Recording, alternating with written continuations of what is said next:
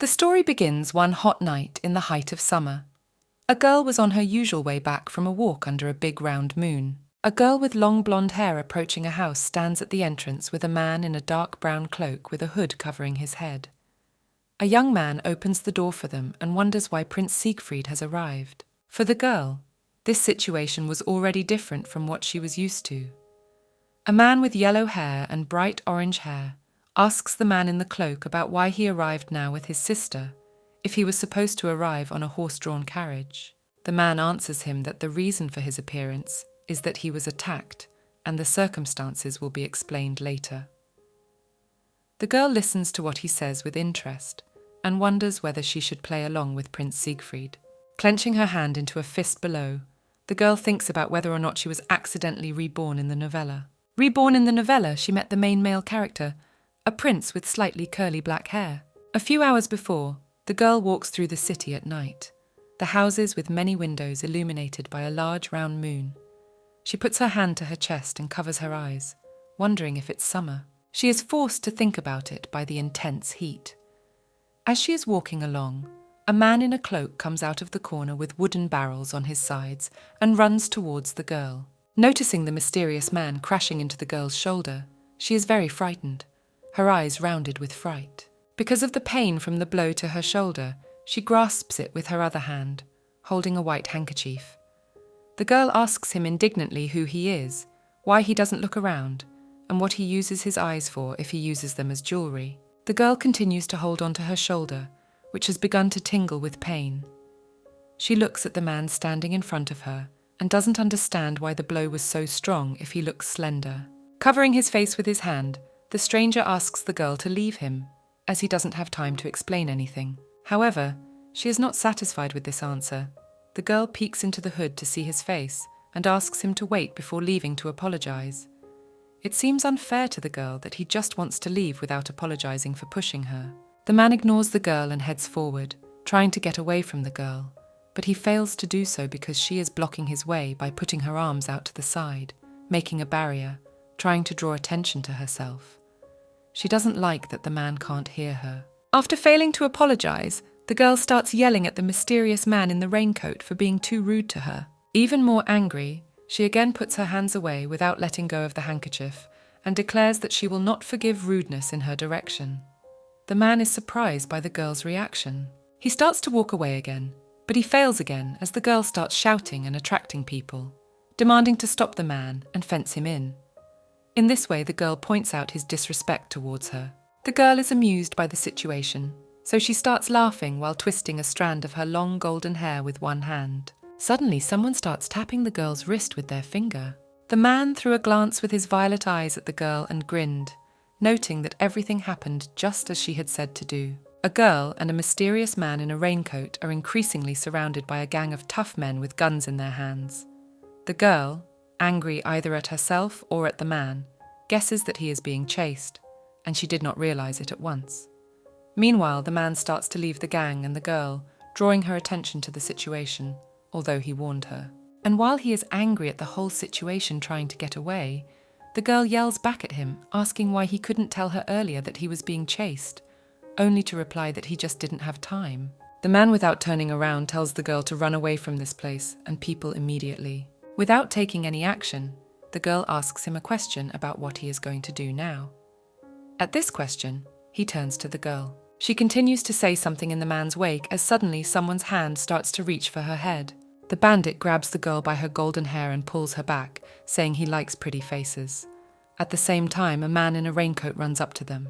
Laughing evilly, the bandit orders his men to eliminate the target in the form of a man in a cape and take the girl. Noticing this, the man in the cloak abruptly turns around and draws his sword from its sheath. Suddenly, the girl shows her fighting skills and with all her might, hits the jaw of the man who grabbed her and asks the man in the raincoat to leave quickly.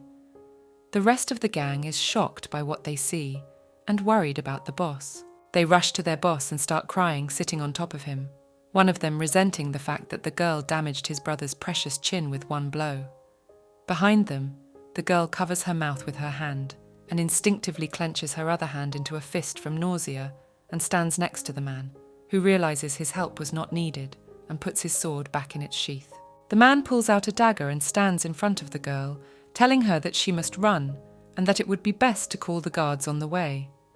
The girl stands behind him with her hands clenched into fists and looks towards one of the bandits, who promises that he will avenge his brother.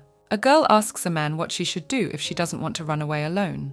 The man, angry at the girl, turns to her and asks her why she takes what is happening as some kind of silly joke. The girl closes her eyes from over-emotion and, grabbing her head, and answers him that she doesn't think it's a joke at all. She clarifies that she just doesn't want to run away alone in such an unpleasant situation, and at the same time, she twirls her finger in thought again. They are again surrounded by bandits who want to avenge their boss. The man raises his dagger in front of him for protection. As his attention is suddenly diverted by a cut on his arm, blood begins to flow from the wound. The girl also notices his bleeding wound and talks about how it doesn't look good. The girl again decides to use her fighting skills and, telling the man that she can handle herself, jumps up high and pounces on one of the bandits. The man in the cloak holds a dagger to himself and watches the scene, shocked. The girl massacred everyone alone and in the process broke the bandits' fingers and hands, then dumped all the bodies in a heap. The man comes to his senses and tries to draw the girl's attention to himself by calling out to her. The girl, hearing the call, turns to the mysterious man and rhetorically asks if he is calling her. The man throws a rough look at the girl with his bright violet eyes, and then replies to the girl that she is the one he is calling for. Looking at a smiling girl with a big red bow on her chest, a man asks her a question about who she is. The girl doesn't answer his question and just starts yelling at the man with her hands at her sides because he didn't say sorry and thank you. She continues to resent him for accidentally hitting her shoulder some time ago and not apologizing even after he was already being chased. The man does not react to her claims, but only stares silently at the girl standing in front of him. Meanwhile, she reflects on the fact that the man ignores her again and does nothing as she asks. The girl approaches the man and with her hand decides to grab him by the throat. She interrogates him about what he is going to do with her shoulder, which she injured while saving him, and how he is going to repay her for her help, not with the money he stole from the bandits. The man is indignant and asks the girl what she is doing. The girl grabs the man by his wrists and answers his question by catching him so he doesn't run away from her without apologizing. A man tries to pull the girl's hand away from him, but he is weak at it. The girl asks him what he was hoping for, walking around in the middle of the night. She continues to look at the man and informs him that she will be going solo from now on. The man is no longer trying to move his arm away from him, but he notices that if you watch the girl chatting, it's obvious that her shoulder is fine. Turning his head a little to the side and taking the girl's hand in his, he clarifies with her again if his assumptions are correct. The girl, without answering anything to the man, looks intently at him, her eyes shining from what she sees in front of her. The hood fell off his head, revealing his dark hair and bright violet eyes. He stares back at the girl, waiting for her to respond. The girl's eyes were so rounded from seeing the men's perfect appearance that she could see his reflection. The girl mentally tries to make herself stop staring at his appearance and move. The man is annoyed by the fact that he is being stared at for so long, and already wanting to put his hood back on, he asks the girl to stop staring at his face for so long. The girl with fright finally bounces away from the man because of such a remark in her direction. With her hand clenched into a fist and her eyes closed, the girl replies to the man that everything is fine and that she is a stranger to regret, but she knows how to be grateful. The girl reflects on the fact that the man is so handsome that she is about to fall and why her heart flutters. The man distracted the girl from her musings with a question about where Eliprit's manor was. The girl asked him if she understood the question correctly. The girl put her hand to her face, covering her mouth, a little surprised that the man didn't know where Eliprit's manor was located. It turns out that Eliprit's manor is the home of this very girl. She takes the man to the manor. They stand at the iron black gate with gaps, and behind it is a huge white mansion with large oblong windows. One of the butlers guarding the house is standing at the gate, leaning against the wall with his arms crossed over his chest, half asleep. The girl, with her hands on the bar of the gate with a smile on her face, tries to wake up the butler, and at the same time thinks about what a strange coincidence that this man was to be a guest of her house. Having failed to wake up the butler with a calm voice, the girl begins to shout loudly that he finally woke up and opened the gate for them. With horror on his face, the man finally wakes up. The butler is surprised that his mistress is out late at night again. The girl does not want to listen to the questions and asks him to open the gate quickly. The butler is very unhappy with the girl's antics, and opening the gate warns her that if she continues to do so, she will get into trouble and he will have nothing to answer to the Count. Opening them, he notices a strange man in a cloak behind the girl's back, and with a look of horror on his face, asks the girl who it is that has come with her. The man in the cloak stands silently observing the situation, his eyes covered by long bangs. The gate has opened and the man apologizes. However, it is not clear to the girl why the man is apologizing to them. Looking at the man whose face is drenched in sweat, it comes to the girl that he is apologizing for his bad appearance. The butler closes the gate, the shock of what is happening never leaving his face. In the meantime, the girl takes the man into the house, telling him to bear with him a little longer, even if it is hard. She promises to treat his wounds when they arrive at their destination. The butler does not understand what kind of nonsense his lord is talking, and hearing these words of the girl imagines in his head how the Count sees the man rolls up his sleeves and tells him that he is going to treat his face at full speed. He closes the gate and looks at them, wondering if it's possible that he just misunderstood who the man in the cloak was. Already reaching for the mansion's doorknob, the girl asks the man about what happened before he came upon her. The girl turns to the man and notices that his condition is getting worse. She starts to worry. A blonde, angry man opens the door. He calls the girl by name, and it is revealed that her name is Ariel. The man is outraged that his sister has come home late from her walk again. All three of them begin to look at each other. Ariel is amused by the whole situation. The man in the cloak looks at the blonde man who opened the door with a serious look, and the girl's brother is completely bewildered. The blonde-haired man standing in the doorway recognizes the man in the cloak as Prince Siegfried. Ariel turns to the prince in surprise at what she has heard, and tries to see if she is sure that Prince Siegfried is in front of her. A blonde-haired man in a patterned vest asks the prince why he came with his sister Ariel instead of arriving by carriage as promised. Prince Siegfried removes his hood and tells the man that he was attacked on the way and he will explain all the circumstances later. The girl is still in shock that her brother called the mysterious man Prince Siegfried. After they enter the house, Ariel sits in the corner of the room and dreamily reflects on the fact that she has met the main male character not far from her estate. Meanwhile, her maid is trying to reach her. Ariel starts beating her fists and head against the wall because she brought the main male character to her house. The maid starts crying because the girl can't hear her and tells Ariel that it's late. The girl is slightly distracted by the maid, who asks her to get up off the cold floor as quickly as possible. Ariel still turns away from the wall and continues to sit with her legs tucked up on the cold floor.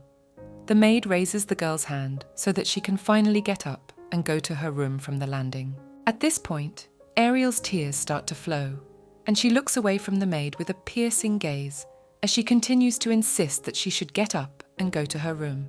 The girl becomes even more hysterical and asks the maid what she should do in such a situation with the prince. The maid becomes completely bewildered and asks her mistress what she means. Ariel finished her tantrum and reached her room with a big expensive chandelier and a big bed. Already changed into a nightgown, the girl sits on the edge of the bed in front of the window and thinks about how to sleep with all these thoughts. With a worried expression on her face, Ariel stares at one point and ponders the fact that she can't sleep because of her anxiety. Leaning her head on her arm, the girl tries to remember the exact content of one novel, but she can't manage it, and it doesn't matter how much she thinks. Next to the bed is a small table with a book on it that Ariel read a couple weeks ago, but she can't even remember the details of it. The girl remembers reading many books from the library, but she can't remember all the novels she read in her past life. Ariel continues her attempts to remember what that book was about, revenge, war, or romance, but she doesn't think it was her type. The worried expression on her face has changed to a kind of sadness. Ariel continues to stare out the window and think that fortunately or unfortunately, she has moments that she remembers clearly. These moments are from the story of Prince Siegfried. While the girl was pondering her own thoughts, the man was gazing enigmatically at the sky, leaning on the windowsill. Ariel puts a hand to her face, suggesting that the reason she has memorized the details of this story alone is because of Siegfried's appearance. The story of this young man begins with the fact that the first emperor received a divine blessing and possessed inhuman strength. The emperor had various powers that were passed on to his descendants from generation to generation. But as time passed, the emperor's blood flowing in their veins grew weaker, and their strength began to fade. Suddenly, the ruling family had a child with violet eyes, the kind only the first emperor had. This boy is the main character in this novel, Prince Siegfried. Ariel continues to recall the prince's story. Siegfried is the heir to the throne, born to the empress. Even though he was not the firstborn, he was a thorn in the side of Aisa, Siegfried's older brother, the child of the emperor's concubine. Siegfried had a unique ability to rule the family that Aisa did not have at all, and so the nobles split into two camps. Running through the story in her head, Ariel lies on her back, staring at the ceiling with her arms crossed over her stomach. The Crown Prince has not yet shown any abilities precisely because of this. They are trying to strip him of his title, but such actions do not suit the first camp. They condemn it. The second camp supports Siegfried on the issue of succession, but in an instant, everything changed. The young empress died.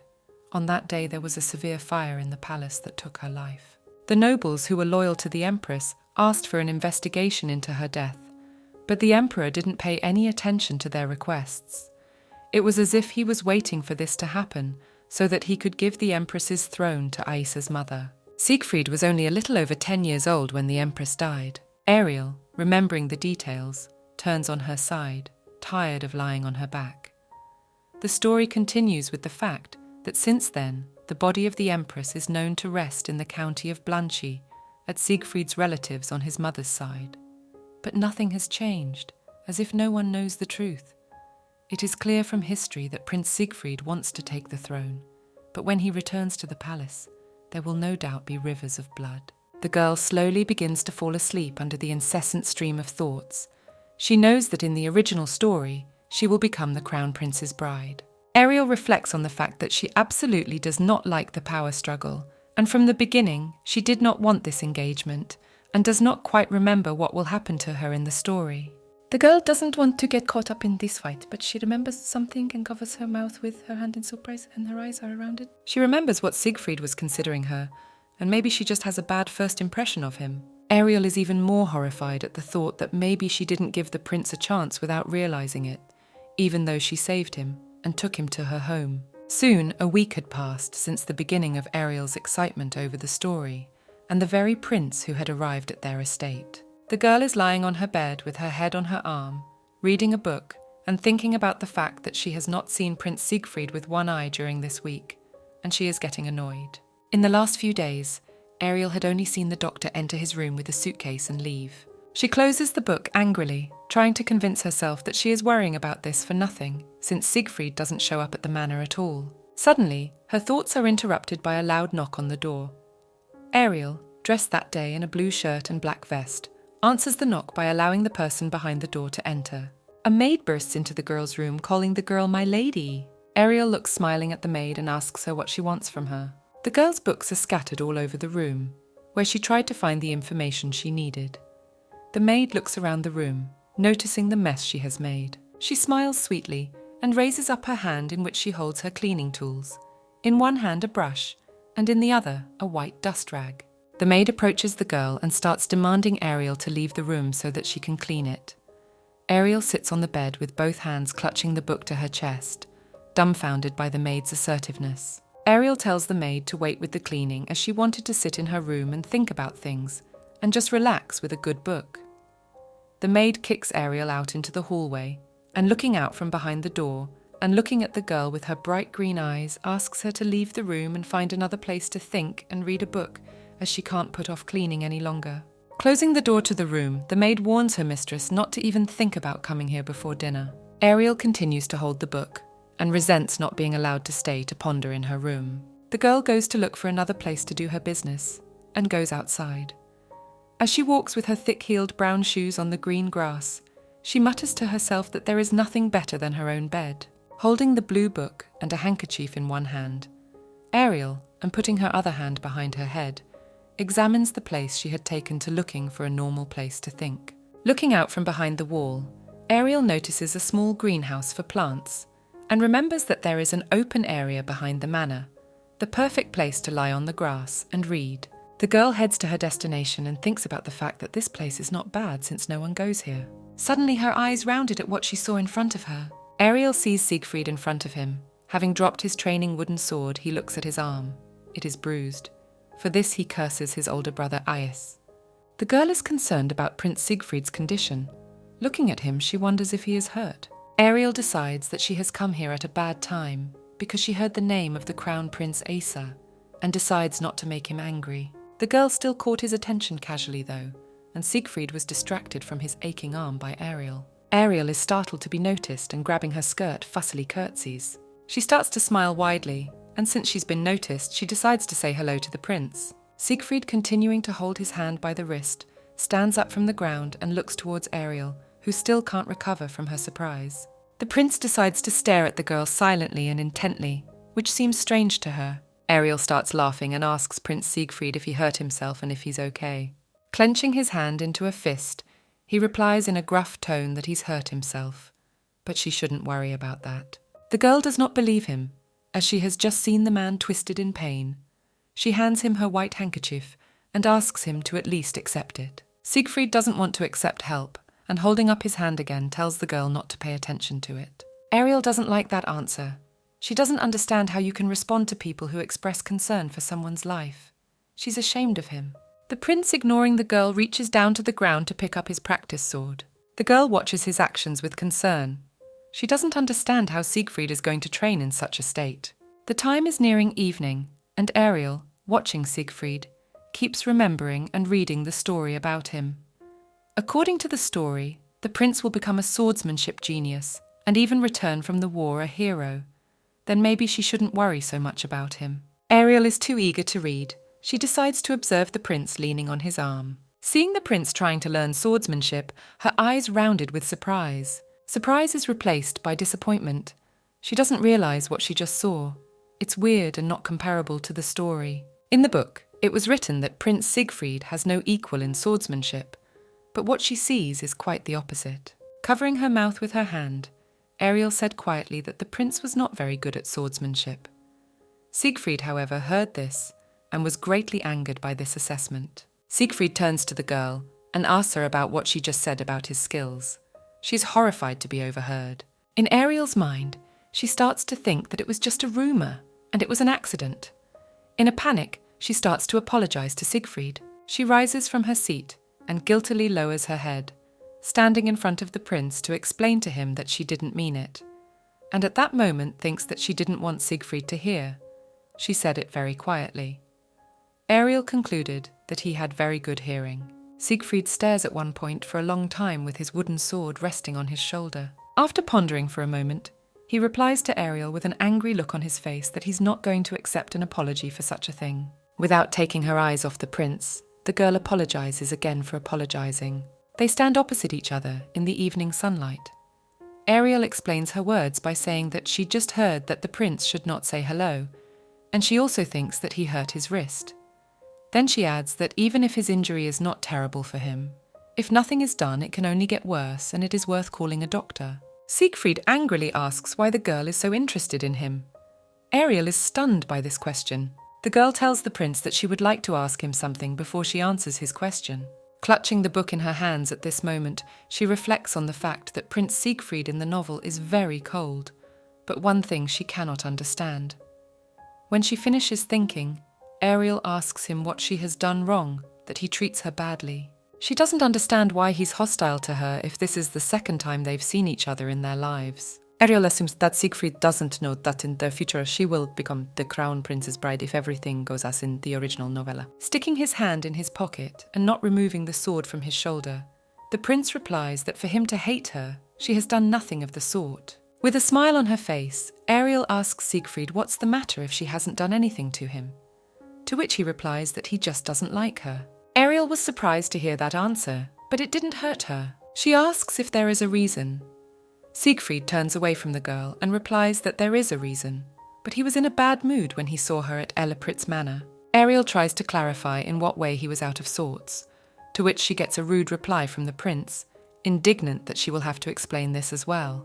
The prince decides to explain the reason for his dislike of Ariel.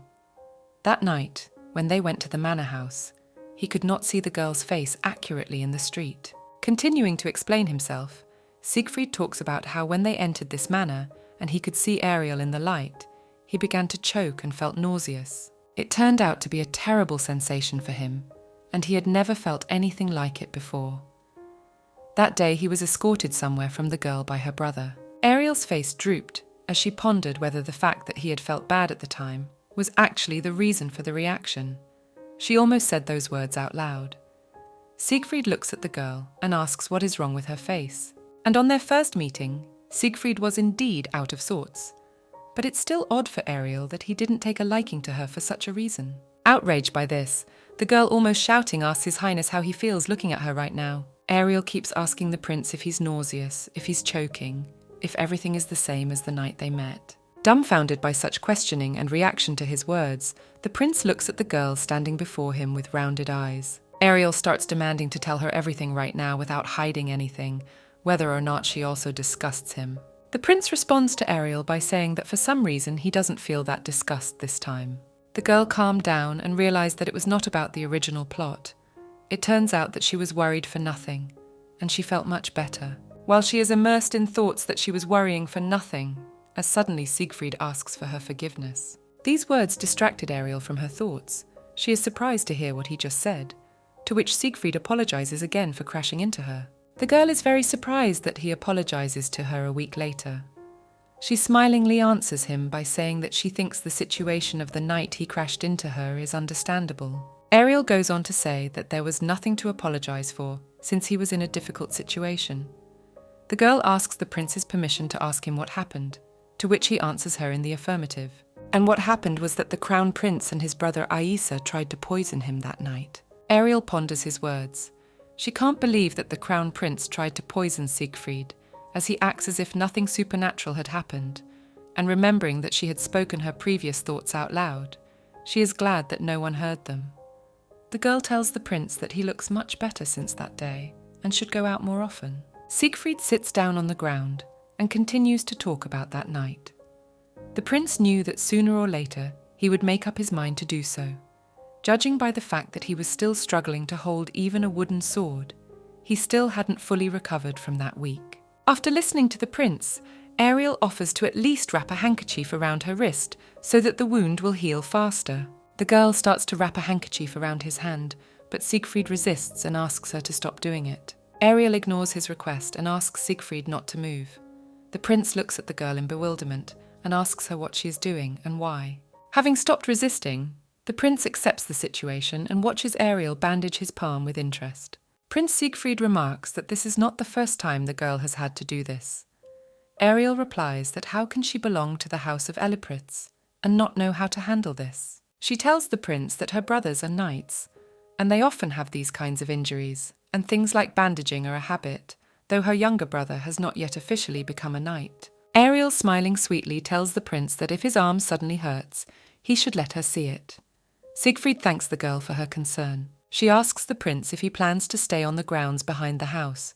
Siegfried tells her that he plans to stay, but asks her why she asked. To which she replies that she's going to go home since it's getting dark. As Ariel is suddenly surprised, the prince grabs her under the arm and asks her not to leave just yet. Ariel pulls her hand away from Siegfried's, and in bad language tells him that she was very frightened by this unexpected action.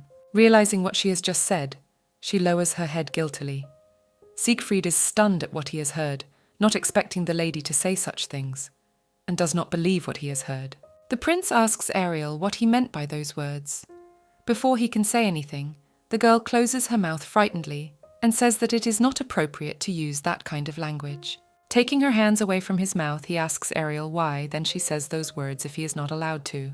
The girl thinks for a long time how to explain what she said, looking at the prince with a sad look. Without waiting for her to answer his question, Siegfried takes her hands away from him and asks her to forget he asked. After a long pause, Ariel blurts out the words that the prince is very handsome. Siegfried looks away embarrassed and replies to Ariel that it is not for her to tell him. The girl asks if this means that he thinks she is beautiful, but the prince replies that he does not mean that at all. Not wanting to answer that question, Siegfried hints that she should go home, as she wanted to do a few minutes ago, but Ariel doesn't want to leave until the prince answers her question. The prince asks the girl to leave right now and leave him alone, tired of answering her questions. That night she found out something very important to herself, that she was beautiful too. Ariel changes into another green corset dress and has her hair tied up. And at this moment, she reflects on Prince Siegfried's words that it is bad for him to look at her.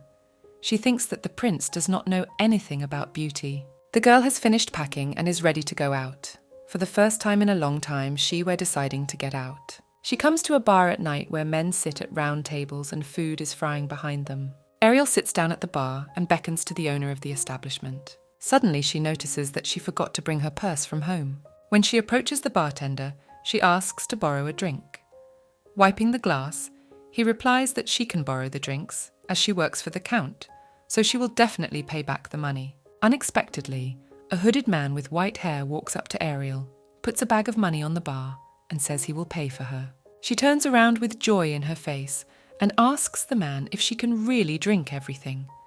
The mysterious man replies that, of course, she can order anything, but on one condition. Looking at the girl with bright red eyes, he says he wants to talk to someone, and if she would like to keep him company for the evening. After taking alcoholic drinks, they begin to get acquainted. Ariel asks the man his name.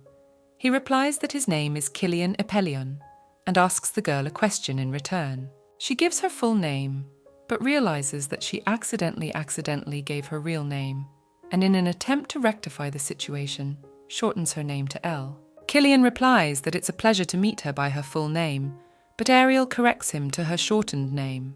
The man laughingly interjects, calling her by her full name. She turns slightly away from Killian, answering him that the joke isn't funny at all. Turning to face the man again, she notices that he is not a local. Killian, looking with interest at Ariel, asks her how she was able to figure it out. The girl raises a thumbs up and explains her speculation that his different accent gives him away. The man clarifies the fact that Ariel works at the Count's estate as a maid. She confirms this and adds that the young mistress is so strict that it is hard for him to imagine how much. As Ariel finishes her drink, she talks about how difficult it is to follow mistress's orders. Killian responds by mentioning a rumor that mistress is very beautiful. Ariel is taken aback by his phrase that this hostess is as beautiful as herself. With a smile on her face, she turns to Killian and talks about how she really isn't disgusting in appearance. Man, clenching his hand into a fist, tells Ariel that he recently heard something. He has heard a rumor that the Earl's estate has recently received a very high-profile guest. Ariel notices that Killian is very interested in the affairs of the Earl's family.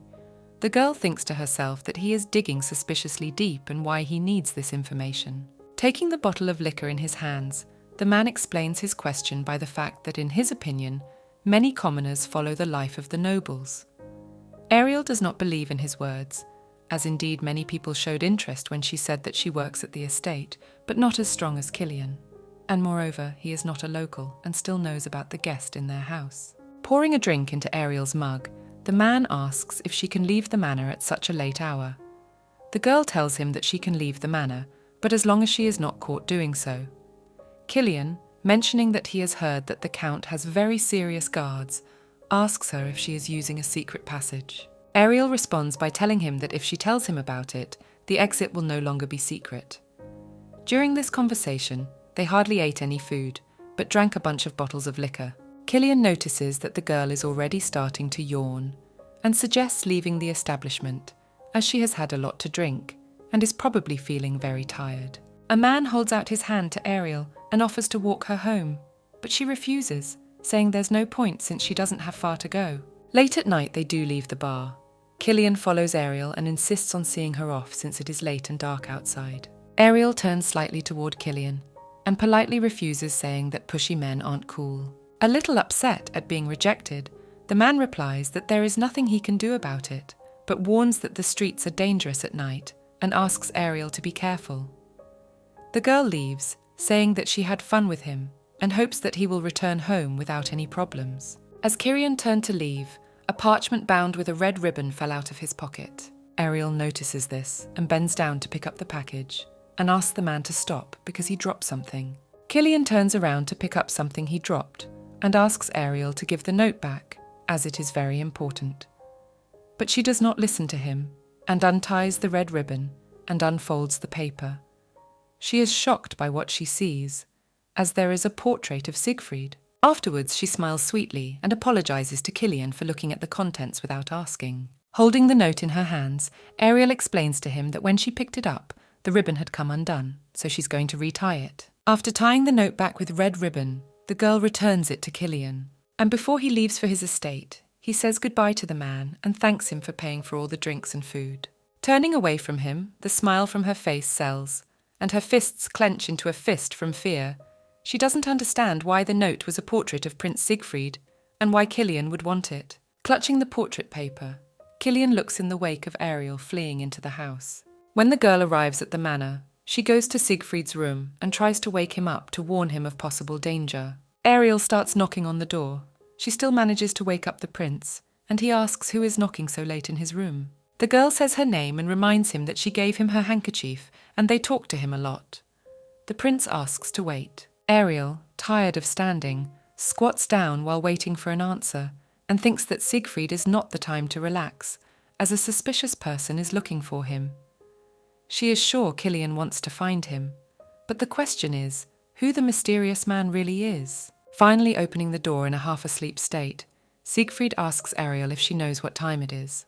The girl knows from Siegfried that he lost his money and his retinue on the road, and he also said that he borrowed a small amount of money from someone, and thanks to that he was able to get to Elipris Manor. Based on this information, Ariel assumes that perhaps Killian gave the prince the money, and that it makes sense why he is carrying Siegfried's portrait and trying to find it. Perhaps he is just a loan shark. Ariel sees an irritated prince with disheveled hair, half-closed eyes, and a sad expression on his face. She answers smiling at what time it is, and adds that it isn't the prince's bedtime. Siegfried assumes that the girl woke him up because it's too early for her to go to bed, and closes the door with an angry look on his face and drives her to sleep. Ariel blurts out that it's not what he thought. She pushes the door open sharply to stop the prince from closing it and asks her to listen. Siegfried is outraged by this action and asks her what she is doing and why, for she could have been badly hurt because of this carelessness. After getting Siegfried to keep the door open, Ariel reminds the prince that he told her how he borrowed money before coming to the manor. The prince, not fully awake, stands silently listening to what Ariel tells him. She adds that she met a very strange man in the tavern today. Siegfried closes the door and tells her to go to bed as the girl is drunk. Ariel still tries to say what she wants to say and asks to listen, as she has been drinking, but is not drunk at all. Ariel goes back to her bedroom and changes into her pajamas. She is angry that Prince Siegfried didn't listen to her and send her to bed. She thinks that Siegfried does not look like a man who is not nice, but she is uncomfortable with his indifference. Ariel notices that Killian has been pouring her a drink, but hasn't had a drop himself. While she was thinking about this, a hooded man crept up to her window and watched Ariel sitting in a tree. Unable to hide quietly, he made a loud noise that the girl heard. Hearing a noise outside the window, Ariel turns around sharply and asks frightenedly who is here. She walks to the window, dragging the hem of her nightdress behind her, and tells the man who is hiding to show himself before she calls the guards. The window opens and Killian climbs in, covering Ariel's mouth with his hand. Without removing his hand from her mouth, he touches his finger to her lips, hinting for the girl to keep quiet. Ariel takes Killian's hands away from her and asks him to let go, and only then can they talk normally. The man begins to laugh at these words. Ariel responds to his chuckles in a gruff tone by saying that she doesn't see anything funny in it. With a surprised expression on her face, she looks at Killian standing in front of her and asks him why he is here. With a hand on his ear, the man asks a counter-question about what Ariel is doing in the Countess's chambers if she is only her maid, according to Ariel. Outside the window, there are voices saying that the murderer has gone in the direction of the mansion and asking others to be more careful in their search. Climbing back out the window of Ariel's room, the man tells her that they will see each other again, and then they will discuss what they didn't have time to do today. Killian jumps off the second-floor balcony of the mansion, while Ariel shouts his name, wanting to say something, but not in time. The man then hides from Ariel and the people who are looking for him amongst the trees of the garden. The two men look up to the girl and ask if she's all right, as a suspicious man has snuck into the manor, and they saw him heading towards her balcony. Holding the cape with one hand, Ariel replies that she is fine, and points in the direction of the man they are looking for. The men thank Ariel for the information and go off to search further. Meanwhile, she thinks that it is useless to search, and Killian has probably already escaped, and maybe she should have at least tried to stop him. Finished looking out the window, the girl turns away from him and notices the blood on the wall. In the morning, Ariel wonders where the blood came from, since when they met Cyril at the inn, he was fine, which means he was injured somewhere on the estate, but the knights couldn't find him. She decides to ask her brother Abyssian about it. A maid bursts into Ariel's room, and noticing the blood on the wall, is horrified and shouts out a question as to whether the killer has injured the girl that night. Ariel smilingly replies that the blood on the window is not hers and asks the maid to clean it up properly. As Ariel descends the stairs, she asks the servants where her brother is at the moment. She is told that the young master is with His Highness Prince Siegfried. The girl thanks her for the information. Ariel stands outside the door and hears the voice of the prince and her brother. Siegfried says confidently that what happened during the night was the work of his older brother Isa, and asks if there are any more wounded. Abyssian replies to the prince that thank God the rest of the people are all right. Peering harder out of the door, Ariel wondered if this was about Killian. The earl sadly lowers his head and tells the prince that it is unfortunate that no one has been able to see the face of the murderer because the knights have missed him. Siegfried replies to the man sitting opposite him that he hopes that further investigation will lead to some clues, and casting a glance at the doorway, says that perhaps the man who stands behind the door and overhears their dialogue will tell them something and asks them to come out to them. Ariel marvels at Siegfried's keen hearing. She appears at the door and wishes good morning to her brother and prince. The count asks her angrily what she is doing here. The girl answers her brother saying that she would like to tell something about the events of this morning, as it seems that the murderer was her drinking buddy Killian. The count is shocked to hear such news from his sister. Placing his hands on his knees, Prince Siegfried asks Ariel to come through and sit down, but her brother does not understand such a request. The prince tells him that she seems to have something to tell them, given what she said earlier. Her brother began to ask her what happened, when and how, why she started leaving the estate again, and if she was hurt. He literally flooded Ariel with questions. The girl asks him to slow down and ask her about everything. At the same time, the prince asks Ariel if her drinking companion seems suspicious. Ariel began to narrate from the moment the mysterious man introduced himself as Killian Epelsian, his height just over 189 centimeters, bright red eyes and silver hair. She goes on to talk about how at the inn, Killian asked a bunch of questions about the estate, and he had a portrait of the prince's. She feels like it's likely the man already knew who she was. Sneaking into the manor, he found her but did nothing of the sort, not mentioning the fact that he grabbed her head and covered her mouth. Ariel adds to his story that Killian was chased by the guards, so that afterward he immediately fled and was not caught. After hearing the story, Siegfried tells Ariel that she could have been hurt, and if he had listened to her, then none of this would have happened, and thinks it is all his fault. The girl responds by telling him that the prince is in much more danger than she is, and she is glad that Siegfried listened to her at least now. Putting his bandaged hand to his chin, Siegfried tells Ariel that this is not the first time this has happened to him, and that there is nothing wrong with it. And moreover, he has been awake since her arrival, so he has not been taken by surprise. Siegfried shows his wounded arm and adds to his speech that his wrist was the reason he couldn't beat Killian. Ariel replies that she thought that Siegfried had hurt Killian that night, and then in that case he could have been sent to him by his brother Isa. The prince confirms that Isa did it, as he is the only one who wants him dead. Siegfried apologizes to Ariel for causing her trouble. The count asks the prince not to say so, because nothing is more important than the safety of His Highness. The girl confirms this and asks Siegfried to cheer up. Siegfried thanks Ariel and her brother for the nice words, but he still caused their problems. Raising his hand, the prince shows on it where he left a deep cut to Killian, so they won't see him for a while. The count notes that it is not accurate information that Killian will not go to them, so he is going to put guards on Siegfried for additional protection.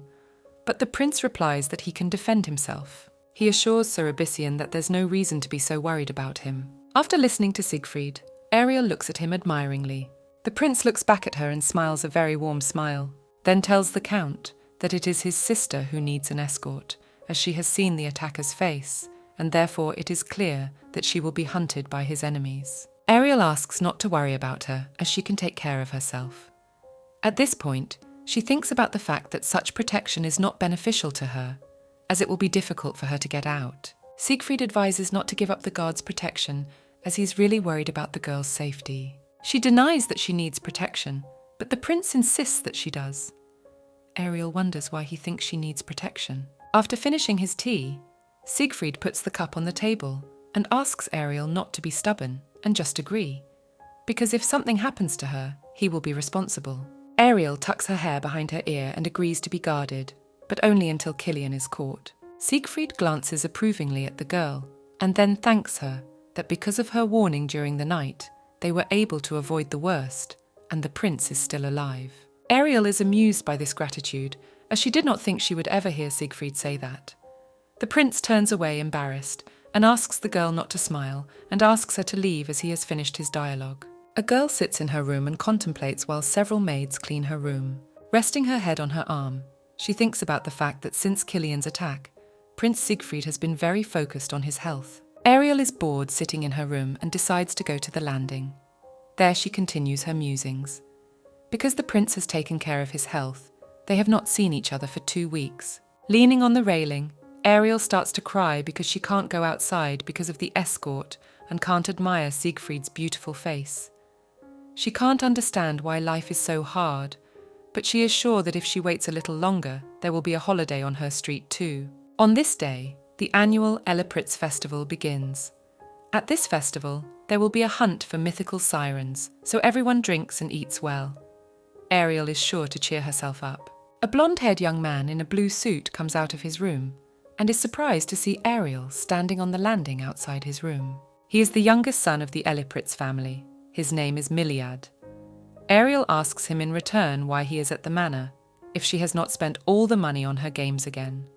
He answers her that today is a loss and tomorrow will be a win.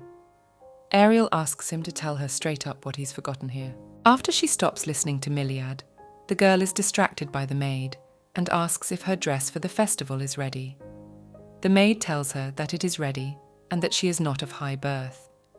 Ariel is delighted and replies that it is exactly what she needs. The Count and Prince Siegfried come down the stairs. Hearing the dialogue, the prince asks what the festival is about. Ariel's brother explains to the prince that it is a festival in honor of the search for sirens. Siegfried replies that he has heard of it, I think. The girl looks at the prince and offers to go with them since he's already home all the time and never goes out.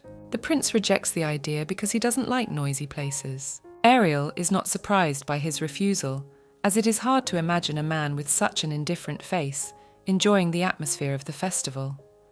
The girl offers her brother to go with her, but he refuses as he has a lot of work to do. She has no choice but to go there alone, since no one else wants to go, and tells them that she will find other handsome men there. Miliad reminds Ariel that countesses don't go to such events, to which she replies that the poor have no say in the matter. Ariel's brother asks her to stop the altercation. Smiling and crossing his arms over his chest, the Count replies that they will go to the festival as representatives of their family, and not to party. Ariel resents that they will not be allowed to enjoy the festival, to which her brother replies that they will have free time to do so, and asks her not to forget the escort. The girl doesn't want to be guarded since it's a festival. Fixing his shirt, Siegfried reminds Ariel that she will have to go with an escort until Kilian is caught. The girl, with her hand under her hair and sad eyes, replies that she does not need protection, as she saved Siegfried when they first met. The prince does not want to listen to her excuses, and tells her that she needs an escort and has something else to add. Distracted by the prince, Ariel interrupts him about what else he wants to say. Siegfried takes his eyes off the girl and, having changed his mind, replies that he will not add anything. Ariel notices that the prince has a terrible habit of not finishing and parodies his recent phrase. The prince angrily asks her not to repeat it. Behind Ariel stand Count Abyssian and Miliad. Watching the situation, they cover their faces in shame for their sister. The girl ignores this and again decides to parody Prince Siegfried's manner of speech, to which he replies that he doesn't speak like that. Ariel finishes the dialogue and says goodbye to everyone, that she will go to the festival before the sun goes down anyway. Her brother Abychion waves to her and tells her to be careful. The festival site is furnished with tents and decorated with triangular garlands. People walk, drink and socialize among themselves. Arriving at the venue, Ariel thinks about when the festival will start, as she is tired of waiting. One of the guards tells her that there are 2 hours left and that she has to wait a little longer. Ariel thinks about the fact that she won't be able to have any fun because of this escort. With a sly glance at the guard, she asks if she has much time left.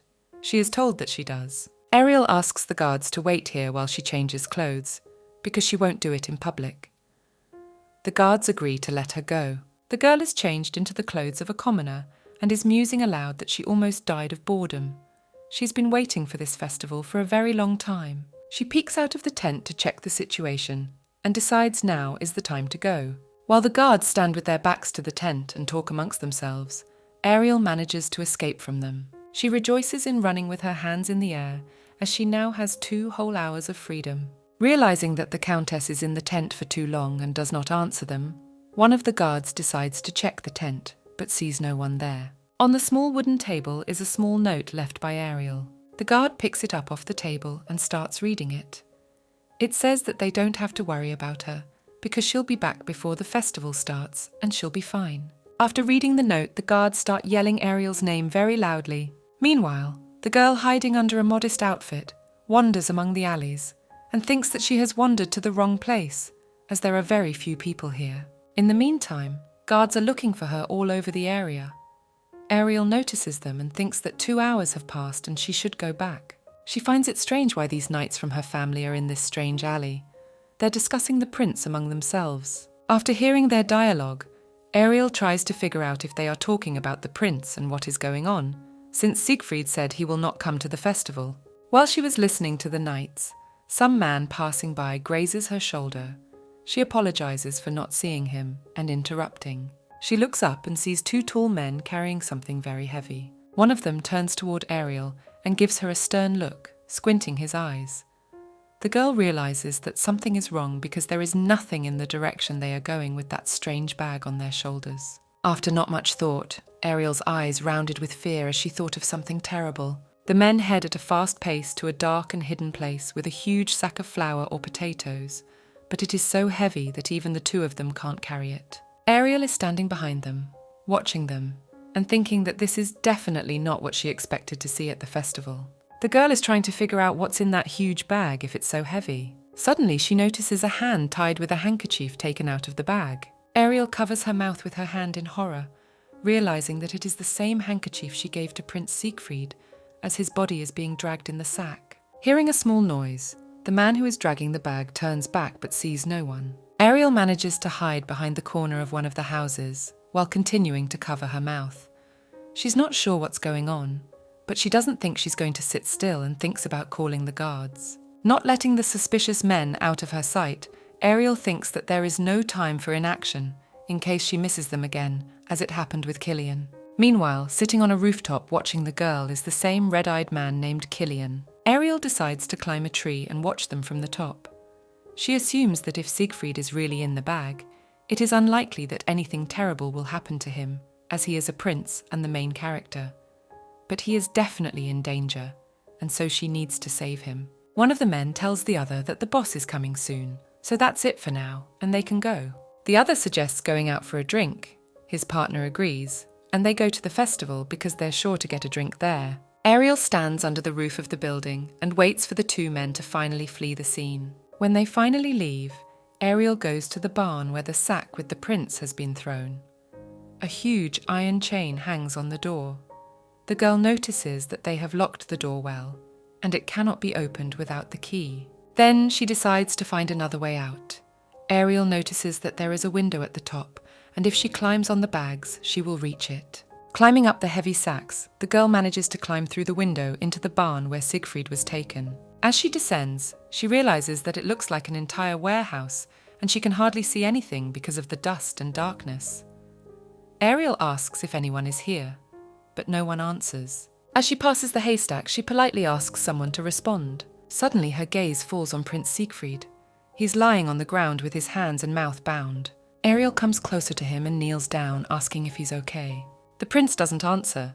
Ariel is worried that he is unconscious as she can hardly carry him herself. She has no choice but to hit him to make him wake up and apologizes to him in advance. It works, and Siegfried regains consciousness. Ariel is happy to see him awake, and with a smile on her face tells him that she thought she would have to hit him harder. The prince asks Ariel where they are and what happened. The girl replies that she wanted to ask him the same thing and find out who kidnapped him. Siegfried lowers his gaze and answers that he only remembers leaving the house with Miliad and then eating a cookie and passing out. Ariel interrupts the prince and apologizes for this. However, she is not happy that he refused to go to the festival with her, but went with her brother Miliad. Siegfried asks her to take off the rope so they can talk properly. The girl asks him to thank her for having the dagger. Cutting the rope, Ariel tells the prince that she is really hurt that he said he doesn't like crowded places, but he went to the festival without her. She's also resentful because the prince hates her and Miliad loves her for some reason. After hearing Siegfried's claims, he tells Ariel that she's the reason he went with the million. Siegfried clarifies that he means that if she had asked him again, he would have agreed to go with her. The girl is surprised by this answer. While she was trying to cut the rope around the prince's hands, there is a noise near the door. Ariel turns around startled. Killian stands in the aisle holding an oil lamp.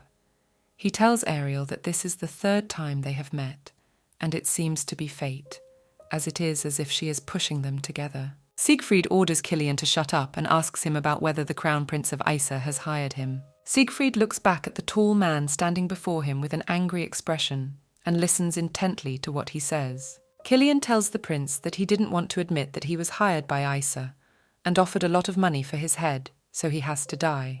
Siegfried continues to cut the rope with his dagger to free his hands and tells Killian that the knights of the Elipritz family are already looking for him and Ariel, especially since he is already conscious. The prince adds that he just needs to hold out until they find them. Killian laughs that Siegfried naively thinks their guards will be able to stop him. Moving closer to Ariel and Siegfried, the man asks them why they think he chose this particular place and not any other. Killian points to the fire, meaning a kerosene lamp in his hands, oil in buckets, and a bunch of bags that will burst into flames in a second. Pointing all this out, he interrogates the prince and Ariel to see if they now understand his plan. Smiling evilly, Killian adds to his words that Siegfried will burn here today and disappear without a trace, and with him the plans of the second heir to the throne. Killian holds out his black-gloved hand to Ariel and asks her to come over to him. He explains that he likes her, so he's going to save her life. Ariel reflects that she will have to listen to what he says, because if she is mean, he might do something to her. Before approaching Killian, the girl looks at the prince with a sad look. At this time, Killian has already prepared to burn the barn. Ariel decides to approach him. The man pours a bucket of oil on Siegfried, while the girl watches in horror with her hands over her mouth. The prince turns his face aside to keep the oil out of his eyes and mouth. His hands are still bound and he is covered in oil. He rudely asks Killian about how much his older brother paid him for his head. The man asks the prince if he wants to bargain in such a situation. The prince tries to guess how much he was paid, mentioning amounts ranging from 100,000 to 1,000,000. Killian replies to Siegfried saying that he has almost guessed the amount. Lowering his gaze to the ground, the prince talks about how ridiculous it all is. He didn't realize his life was so cheap.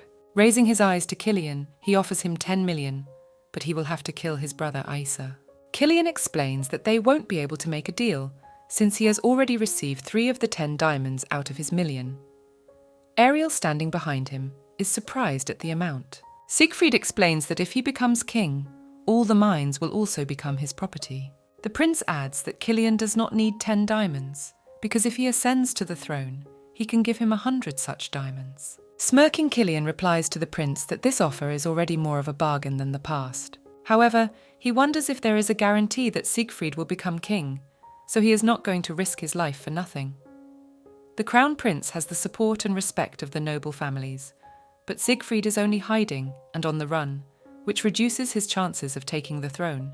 And continuing this theme, the man adds that he is sure that everyone in this country wants to see the first prince as king, and Siegfried's words sound like utter nonsense. Besides, no matter how high the price is, he's much easier to kill than the first prince of Isa. Having untied Killian's hands in secret, the prince replies to him that there is nothing else to do then, but to do as planned. Still, this time is enough. Ariel, not realizing what is happening, watches Siegfried's actions in surprise. The prince rises from the ground holding Ariel's dagger, which he used to free his hands from the rope.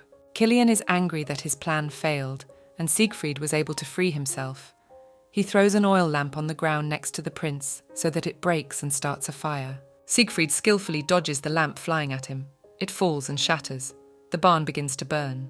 The prince begins to attack Killian, trying to defend himself with a small dagger against the man's long sword. Watching the battle, Ariel thinks about the fact that last time Siegfried had trouble even holding a sword, but this time he's skillfully fighting with a dagger. It's like a buff male protagonist. At this time, Kilian angrily tells Siegfried that he should have killed him right away. As if mocking him, the prince confirms this and remarks that Kilian has wasted valuable time like a fool. Siegfried manages to pin the mercenary against the wall, leaving him no chance to resist. Then with all her might, she kicks him in the stomach with her knee, making him weaker. Kilian begins to scream in pain and gets up from his knees to hold onto his stomach. As the building continues to burn, Siegfried shows his strength and tells Kilian that the outcome is clear and asks him if he wants to fight him next. Kilian throws his sword to the ground, raises his hands up to show that he has surrendered, and asks the prince with a sly smile how much he promised him for the head of the crown prince of Assa. Siegfried decides to change his mind and tells Kilian that it is up to him to kill his brother, which has been clear to everyone for a long time. The man smirkingly asks the prince about what he needs from him then, if not to kill Aisa. Siegfried crouches down on the ground and picks up Kilian's sword. Leaning it against the man's neck, he asks him to work for him from now on. And continuing to point the dagger at Kilian, he adds that if Aisa hired him, then he's capable of a lot. Kilian comes to believe that Siegfried's words were empty about killing Aisa. The prince confirms this and mockingly says that Kilian was a fool to fall for it. Siegfried says that in 2 weeks he will be participating in a monster hunt and Kilian will have to go with him. Without lowering his arms, the man is stunned at being tricked and at such a strange request. Afterward, Kilian tells the prince that he is too expensive a specimen for him as an assistant. Siegfried glances sideways at the man and reminds him that he has just tried to kill him and that he should not forget who is the reason he is still alive. The prince adds to his words that he needs a companion to be with him on the hunt. At that moment, Kilian puts the sleeping hood back on his head. Ariel walks up to Siegfried and tells him she's glad he's all right. The prince gives the girl the dagger, saying that she will still need it, and asks if she always carries it with her. Taking the dagger from his hands, Ariel explains to him that she only takes it with her when she goes out for a walk out of boredom. They head out of the barn. Ariel keeps talking about how she usually hides the dagger under layers of dress and offers to teach the prince how to do it. He refuses, as it makes no sense, since he doesn't wear dresses. Kilian, standing behind them, watches them leave and later declares that he is lost and asks him to wait on the exit. As Ariel walks outside, she notices some strange fire and people in the distance. Behind the bushes stand the guard and Miliad. The young earl notices the prince. The other is surprised that they managed to find them. Miliad joyfully runs at full speed to meet Prince Siegfried. Tired of running, he crouches down on his knees and looks down at the man, apologizing to him for daring to let him out of his sight. He explains that he's searched the whole village but hasn't found him, and he's already thinking something bad. Ariel rolls her eyes irritably. Siegfried replies to Miliad that he is fine and asks him to get up off his knees. A young man, noticing that the prince's clothes are dirty, asks him what has happened to him during this time. Siegfried turns away and replies that nothing has happened. Miliad glances at the girl and asks her why she was with His Majesty, noting that her clothes are dirty too. Ariel panics and looks away, finding it difficult to answer his question. Siegfried looks at the girl's face and notices that the explanation is not easy for her. With her hand behind her head, Ariel finally decides to tell Miliad that they just met by chance, and she was showing him around, and that it's okay for her to change clothes. Miliad puts a hand to his chin and thinks to himself that something is clearly not as they say it is here. Ariel pushes both boys to go to the festival, because if they just stand in the woods, it will be over. Miliad gives a thumbs up and asks the prince to change his clothes, but he refuses as he can just shake off the dust. It's already dark outside. The festival is still going on, and various food vendors continue to sell on the street. After a while, Ariel comes out of hiding in a beautiful beige dress and tells the prince that they are already late for the festival and offers to go there and have fun. The prince asks her what she means. The girl explains to him that they are at a festival, which means eating and laughing. Siegfried asks him not to explain further what the festivals are about, as he already understands their atmosphere. Ariel asks him how he could understand the atmosphere of the festivals if he was always with Miliad. The prince replies that this was enough for him, but the girl asks him not to make her laugh with this, as the first festival must be memorable. Clenching his hand into a fist, Siegfried asks Ariel if she is not afraid to have fun like this, because it is possible that someone else might want to kill him. Not wanting to listen to excuses, The girl reminds the prince that he has already dealt with one of his brother's mercenaries, so there should be no problems, and she also believes that Siegfried will win this battle for the throne. Siegfried tells Ariel that he doesn't think all of Ice's mercenaries will be as stupid as Killian, and suddenly next time he can't handle the enemy, suddenly she'll get hurt too. The girl looks at the prince with one arm around herself in bewilderment. Siegfried asks her how she is not afraid of it, which is very strange to him. Ariel, after listening to the prince, asks permission to ask him one question and answer it honestly. While jabbing her finger into Siegfried's forehead, Ariel asks him in a very serious tone if he wanted to go to the festival with her, and just waited until the welcome performance was over. The prince roughly removes the girl's hand from his and almost shouts at her, telling her that he didn't want to go to the festival with her. Ariel doesn't believe it, and suggests that Siegfried is just ashamed that she recognized his true feelings for her. Siegfried covers his mouth with his hand in embarrassment. Ariel is angry with the prince and keeps telling him that she is afraid that if he is alone, he will be attacked, and that they will take him to some deserted place again, and adds that she is not going to sit idly by. Lowering her gaze to the ground, Ariel asks Siegfried to stop overthinking these things and go have fun with her already. She holds out her hand to him and beckons him to come with her next. Not thinking long, the prince agrees to go with her to the festival and have fun. First, they decide to stop by the bake vendor and choose what they want to buy. Ariel and Siegfried end up settling on a selection of chocolate chip cookies, having scored a whole bag of them. The next place they visited was a jewelry store with a large selection of rings and earrings. Ariel looks around the assortment and shows the prince one of her favorite pairs of earrings. Heading to another place, they wade through a large number of people, and Ariel apologizes to everyone who is too hurt to go on. The prince notices that there are so many people at the festival that he and Ariel are temporarily separated in the crowd. Stepping out of the crowd, Ariel turns to Siegfried and offers to take her hand. The prince is indignant at the suggestion, as it seems strange for him to take a strange man by the hand.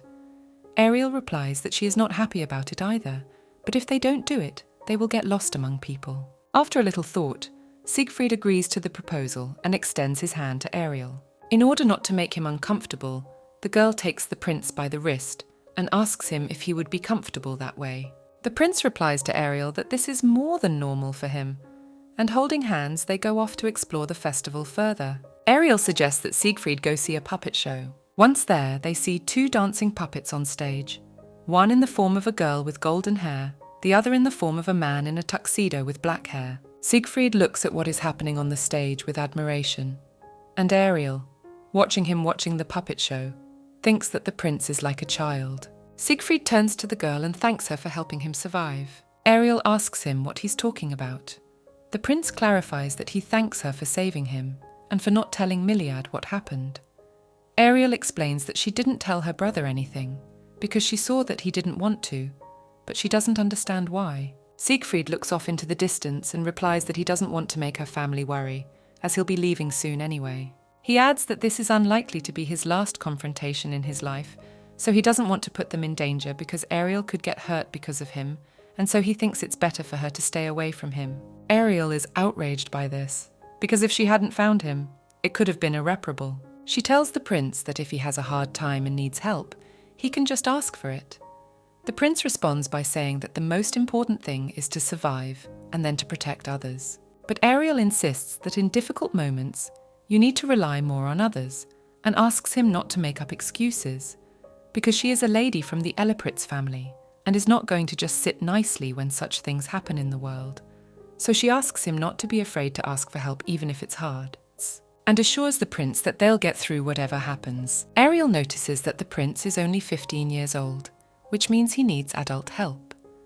Siegfried, angry at these words, asks Ariel not to pretend to be an adult. After calming down, the prince asks the girl if she will help him if he is in danger. Ariel confirms this and adds to her words that she will not run away but will come to his aid so that he can escape from Ace and become the first ruler of this country. After finishing the dialogue, they continue to watch the puppet show.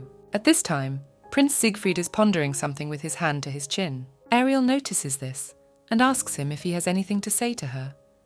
The prince replies that he doesn't.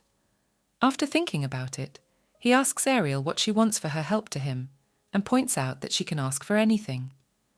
Ariel replies that she hasn't thought about it and jokingly says 10 million elks.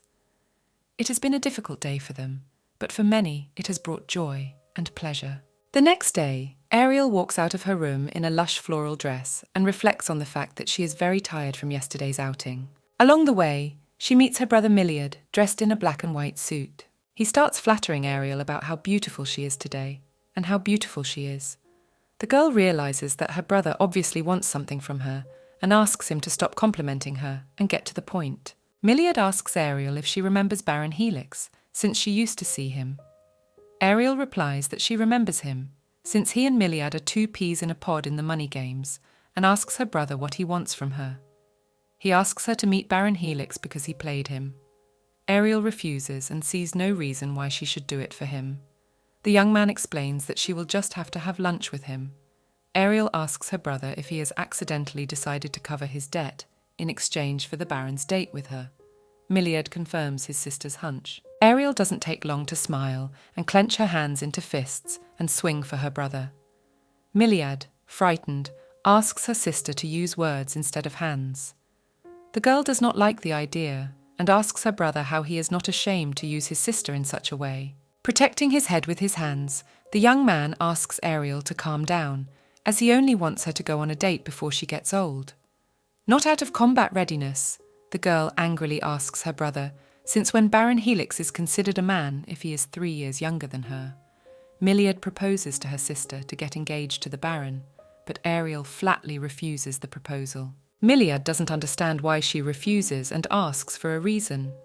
She tells her brother that she already likes someone, so she can't go on a date and get engaged to the Baron, and thinks to herself that she must be careful that Miliad doesn't catch her in a lie. He grabs his sister by the shoulders and asks her if she has met a handsome and rich man over 190.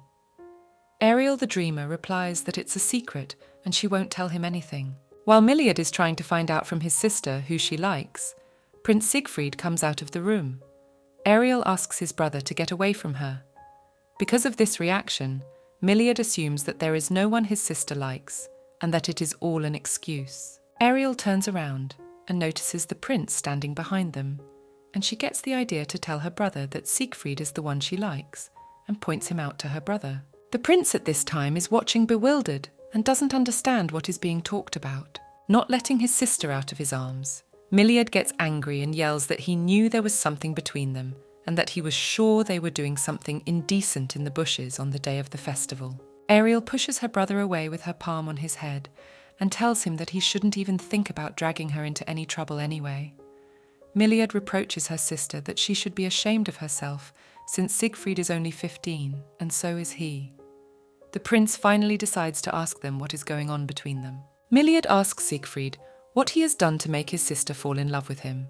Meanwhile, the prince is stunned by this statement. Ariel is amused by this situation, and covering her smile with her hand, looks at the prince and talks about how his highness is so beautiful. Lowering his head and holding it with the palm of his hand, Miliad says that even if they are in a relationship, he has already made arrangements with the Baron to meet with him, and he needs to pay this debt. The prince asks him if the debt is about gambling. He replies that he didn't want to go that far, but that he can't pay it himself. Ariel looks angrily at her brother and hopes that the prince will not agree to help him with this. She is very annoyed with the whole situation.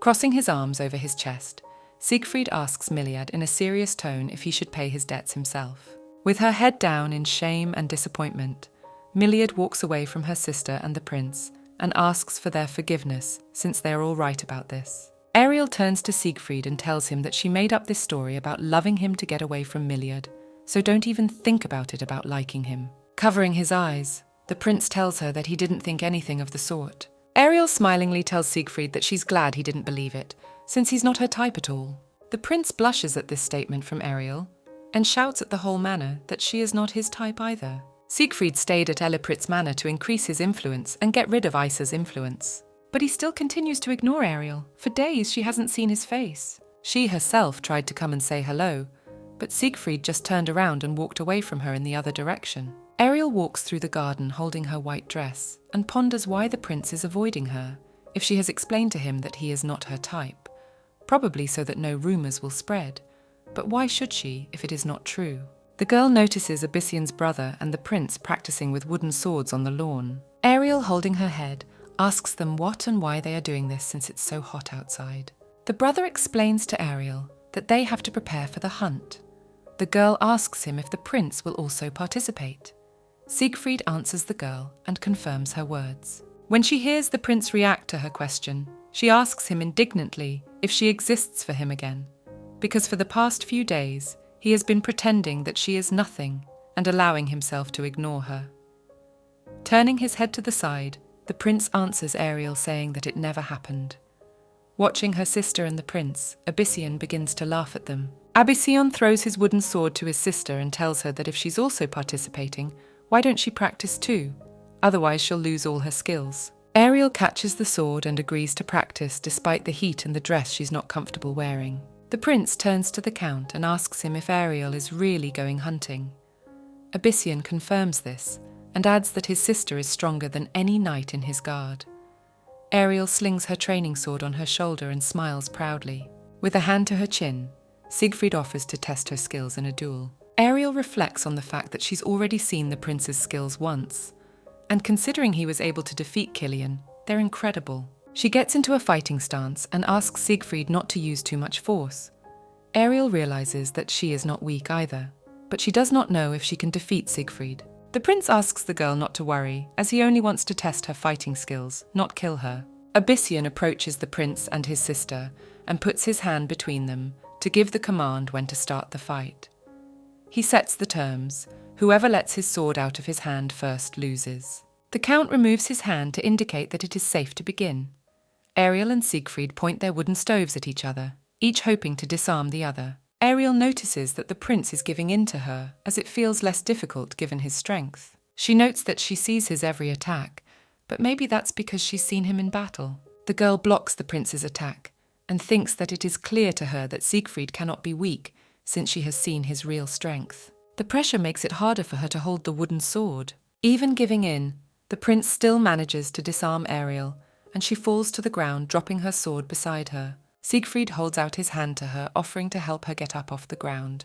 She agrees to his offer and draws her hand to him in return. She notices that Siegfried has been very insistent on ignoring her, and now he just gives her his hand. The prince explains to her that this is a different situation, without letting go of her hand. Ariel clarifies how this situation is different from the others. He looks away embarrassed as he blushes and says that the atmosphere was very different. The girl notices that the prince does not let go of her hand and asks him to let go. Siegfried did not notice how long he held her hand after helping her. He pulls it out abruptly. Regardless, he still thanks Ariel for fighting fair and asks how she was able to fend off all of his attacks. Ariel replies that she herself does not know the answer to this question, and asks the prince if he is trying to create a new scandal in their home. The girl talks about how they might be misunderstood since they haven't met, and then why ask such questions? The prince irritably explains that he didn't ask her that way at all. He meant that it was like she was reading his every move. Tucking her hair behind her ear, the girl reminds the prince that she has already told him that she feels nothing of the sort for him. Siegfried asks her why she keeps repeating it. Ariel turns away from the prince and talks about how she's just repeating it for no reason. They haven't met, and she doesn't love him, to which the answer to everything is no. The girl walks up to her brother and tells him she's heading home, and that will be the end of the training. Siegfried grabs the girl's wrist and asks her not to leave. Abyssion notices that he is an extra, and smilingly informs them that he suddenly has a lot of things to do. The prince asks Ariel about who her type is, if not him. The girl's eyes rounded at such an unexpected question. Since the last time they had met, she had just said so. She didn't understand why the prince was reacting this way. She asks the prince if he has fallen in love with her by accident, but Siegfried denies it and asks her not to think anything of him. Letting go of Ariel's hand, the prince says he just wants to know the tastes of his subjects. Not thinking long, the girl still decides to name the signs of the man of her dreams. He should be handsome with a height of 190 centimeters or even higher, very rich and smart, and that the belly was not, the body to be taught, and he must take care of her, love and help. The prince, after hearing this, replies that this was too detailed a description of the type. Siegfried excuses himself again and asks not to think anything of him since he's just curious about it. Ariel smiles and tells him she hasn't thought about it and doesn't intend to. The prince turns away from the girl and reproaches her for always ruining his mood with her words. She decides to ask him why he thinks so. Without answering anything, the prince turns around and walks away towards the mansion. The girl looks at him and wonders if she has crossed the line in their relationship, but she is sure that Siegfried is very upset with her. All the nobles from the south stay at Eliprit's manor in preparation for the hunt, and it has become a tradition for a long time. All the racers prepare the estate before the guests arrive. Ariel each year has all the responsibility of housing the nobles and their guards in the house. On the first day of their arrival, a welcome banquet is held prior to the hunt itself, and all arrivals can enjoy it in peace. But since the Elipritz family takes all the responsibility in the preparations, Ariel is always very busy for days on end. The day of the banquet is coming. In a large hall there is a heap of noble guests, dressed up in expensive fancy clothes, men with epaulettes on their shoulders, women with fans. On this day, Ariel chose to wear a long red dress with gilded embroidery. The girl walks past the guests, when one of the noble women notices her and asks Ariel how she is doing. Ariel notices that they have not seen each other for a year and answers her question by saying that she is fine and asks her a counter question. And while Ariel was greeting and chatting with all the guests arriving at their estate, at this time, a grey-haired man is watching her. The man turns out to be Mr. Manuel. Ariel immediately greets him. The man is surprised that she recognizes him immediately, even though they haven't seen each other for 3 years. The man praises the job Ariel did, noting that she did a great job with the reception. Not far from them stands Prince Siegfried dressed in a blue and white suit with a red cape and epaulettes. Manuel notices him. Meanwhile, Ariel is thinking about how handsome the prince is in that costume. Siegfried decides to approach Abyssian and Miliad, and standing between them looks intently at Ariel. Meanwhile, the girl continues to talk to Mr. Manuel and tells him that it is time to finish, and suggests that he talk more tomorrow. The man agrees with Ariel because he is very tired. The Countess sends Manuel to his chambers, telling him that she has chosen an excellent room for him.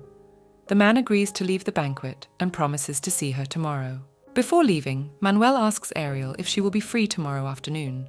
Meanwhile, Prince Siegfried continues to watch them from afar.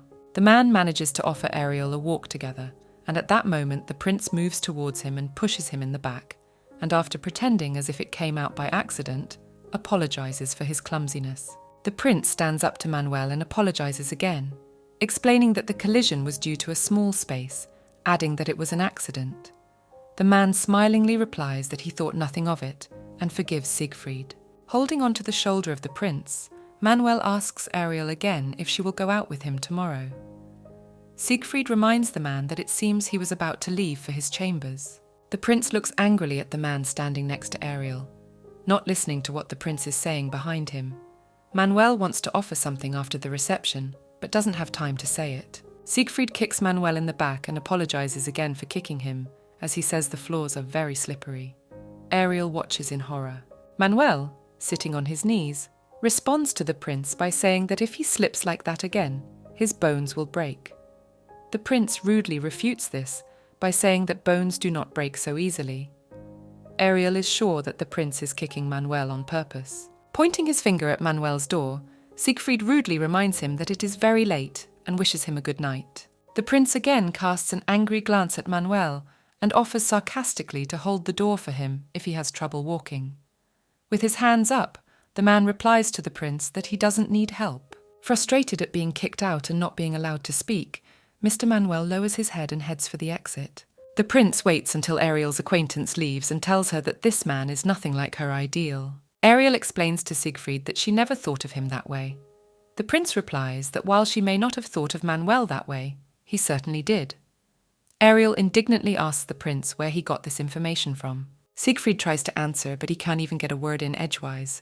The girl notices this strange behavior. She asks Siegfried if he has been drinking. The prince denies it, looking languidly at the girl. She realizes that he is definitely lying to her. She realizes why Siegfried is acting so strangely and reproaches him for it, mentioning the fact that he is still underage.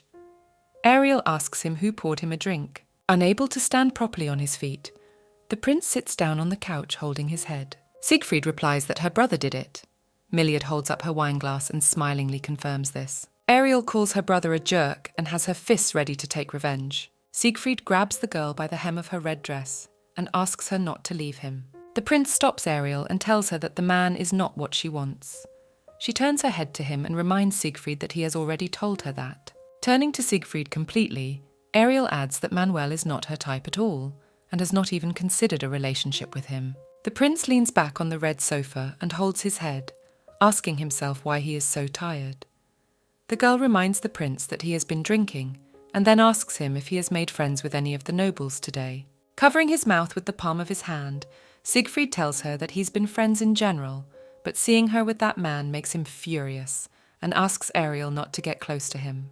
With a hand on her cheek, Ariel asks the prince why she should stop talking to Manuel if she and he have been friends since childhood. The prince struggles to explain the reason and manages to say only an incomplete phrase like a declaration of love. Siegfried passes out due to the amount of alcohol in his system. Ariel leans over and tries to wake him up, but she can't. She finds nothing new in this situation and notices that the prince is acting like a child. The next day comes and the nobles are gathered again, but this time around a long dinner table. Abyssian, sitting at the head of the table, raises a glass of red wine and tells everyone that he hopes they all finish this year's hunt quickly. He notes that last year they didn't have many noble guests.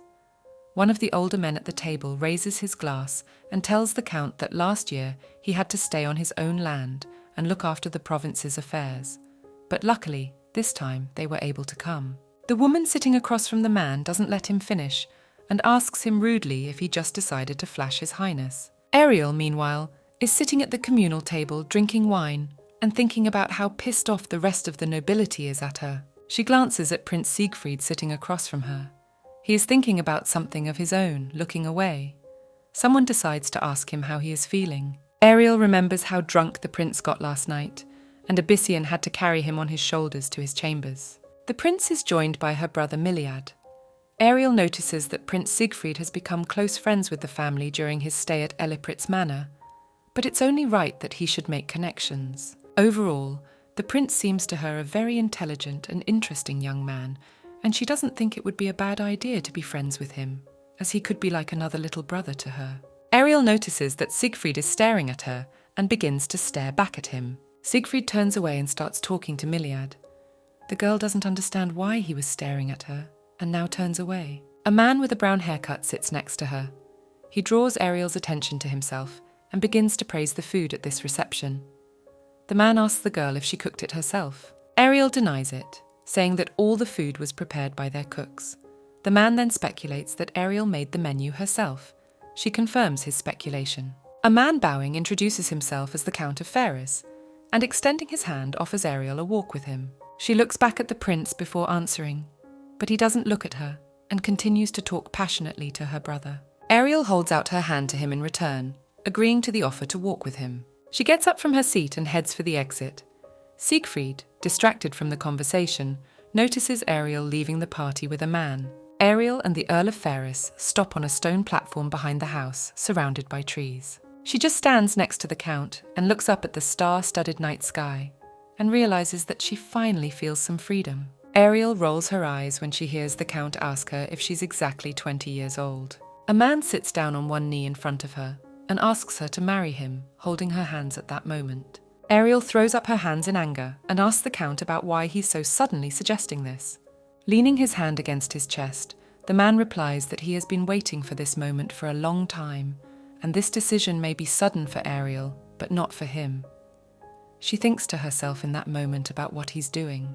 Ariel regrets that she did not immediately refuse the offer to walk with him. The Count of Ferris asks permission to kiss her hand. The girl refuses and asks him if he has heard of her ideal type of man.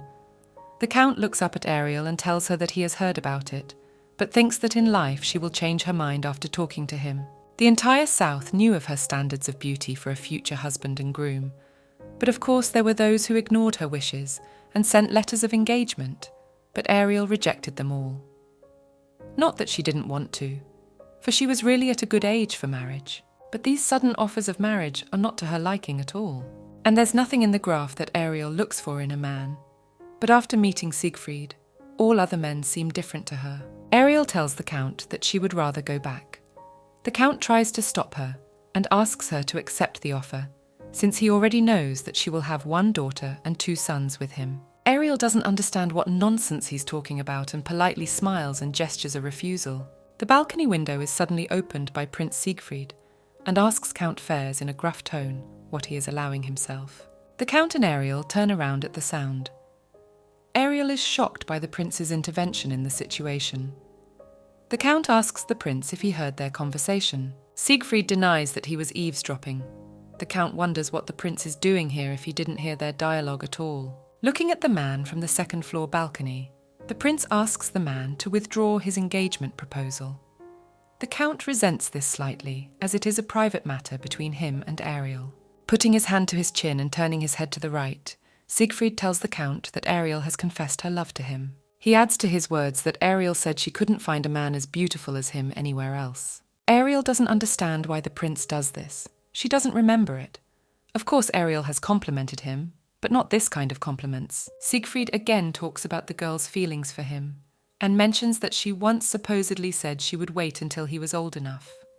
Ariel clutches her head in bewilderment. The Count turns around with a surprised look on his face and asks if this is true. Ariel raises her hands and denies everything the prince has said. Hearing this, the prince again reminds Ariel that she confessed her love to him before her brother. Siegfried seriously asks the girl if she likes to play with men's hearts. He then turns around to leave and asks to wait while he looks for Miliad to confirm his words. The Count of Fairs runs away from the shame of what happened, covering his face with his hand, apologizes to Ariel, and asks her to forget about his proposal. The girl tries to stop him, but nothing comes out. The Count has fled, and Ariel glances at the balcony, where a satisfied Siegfried is still standing.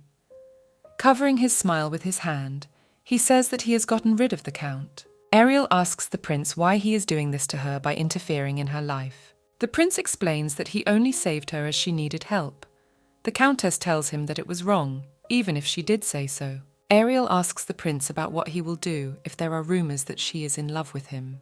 Turning around, the prince tells her that if she is so worried about the consequences, she shouldn't have lied to his brother about her feelings for him, so it's too late. The girl asks him what late means, to which she gets the answer that late is everything. Ariel is angry with Prince Siegfried and wonders what's wrong with him, as he used to blush at a touch or a joke, but it's clear to her that he's going to get her in big trouble. The next day of the great hunt is coming. All participants from the very morning begin to prepare themselves and their horses for it. Their hunting uniform consists of a blue shirt with a red collar, the same colour belt, brown pants and white gloves. As Ariel walks past the other contestants, she notices Manuel. He wishes her a good morning. The girl notices that Count Fairs did not say anything about yesterday, since the rest of the nobles are still freely chatting with her. Ariel turns back and spots the very same Count. He runs off in the other direction, frightened of her. Yesterday, Ariel had concluded that she should be more careful with Siegfried, and hoped that he would no longer blab about her feelings for him. Behind her, she sees the prince in a slightly different uniform. His shirt is black. Ariel notices that he is very handsome indeed, but now this beauty does not seem as pure as before. Siegfried silently walks past her. Ariel doesn't understand this behavior since he's been talking about her taste in men for days on end, and now he just ignores her. After a while, all the participants in the hunt dismounted on their horses and set off. Suddenly, Ariel hears someone's voice behind her saying that he didn't expect to see her here. This man turns out to be Kilian. She had completely forgotten that he now works for Siegfried. Her brother Abyssian didn't really like the idea, but Siegfried convinced him that it was for a higher purpose, so the former had to agree to it. Anyway, Ariel seems like a strange idea to turn her almost killer into a sidekick, but that's how it ended up working out in the end. Ariel says not to worry because she will be a great help, and thinks that everyone will have a hard time without her. Kilian notes that this is a very self-righteous attitude. The girl clenches her hand into a fist and tries to prove the opposite and draw attention to her muscles. The man replies that he takes her at her word and asks her to let go of her fist. Ariel realizes that Kilian can't be trusted in any case, as this man is willing to do anything for money, so he is always ready to betray them. She decides to just be on the lookout. She is interrupted by a man asking her if there is an easy way to catch sirens and asks her to tell him if she knows. Ariel indignantly asks Kilian why he keeps talking to her. He tells her that the reason is that he doesn't know anyone else here. Kilian clarifies if he and she are drinking buddies. As they get even closer, The man tells Ariel that they may not get along, but they are definitely right for each other. Reaching out to her, Killian adds that they better stay close on this hunt. Ariel pulls his arm away from her and asks him in a gruff tone what he's letting himself in for. Killian wasn't too hurt by the reaction, explaining his actions by saying he just wanted to be closer to her. Ariel clarifies with the man about whether he really thinks she doesn't understand what he's up to, and again asks him to stay away from her. Having travelled a small part of the way towards evening, Abyssian suggests we take a rest stop, take a break, and head onward. The Count explains that there is only one day left until they reach the village of Court, and from there, their goal is not far away. Ariel listens attentively to what her brother has to say. Ariel is excited that they will soon arrive in the village of Court, as she missed their local grapes. She admits to herself that she agreed to participate in the hunt for one reason: to taste the famous grapes of the village of Court. These berries in the garden are delicate and pleasant to taste, and are produced in small quantities, so they are very valuable. After her first monster hunt, she was treated to one in the village, so now Ariel always looks forward to that moment. Raising your clenched hand into a fist, Ariel promises herself to become even stronger for the sake of the grapes. Afterward, she approaches her brother Abyssian and asks if she can eat elsewhere on the lawn holding a woven basket. The Count asks his sister why she doesn't want everyone to eat together. Ariel explains that she would like to eat in a quiet place, all by herself. Her brother wishes her a pleasant appetite and lets her go. As Ariel leaves, she thinks that she would rather die than be with Prince Siegfried. She sees people under the tree and decides to go to them, although there are a lot of people there at first glance. But the place should be found. Ariel greets them and asks if they like it here. The men greet the lady in return and ask why she is asking. Ariel explains to them that she only wanted to ask if she could join in the meal and shows her basket of food. One of the men with grey hair allows Ariel to sit down with them as they are honoured. The girl thanks them for it and takes a seat on the grass with her legs tucked up. An elderly count asks Ariel if she is dating someone at the moment. The girl chokes on the question and replies that she has no one in mind. Ariel doesn't finish her sandwich and puts it back on her plate. The man asks Ariel if she would like to go meet his other son, as he thinks they would be a good match. A young man with bright red hair sitting next to him asks the man if he really thinks the lady would be suited for a man with the title of Earl. Then he offers Ariel dinner with him, but she separates the distance between them with her and replies that she doesn't have time for that. In the south, the Elipritz family has the most influence and power.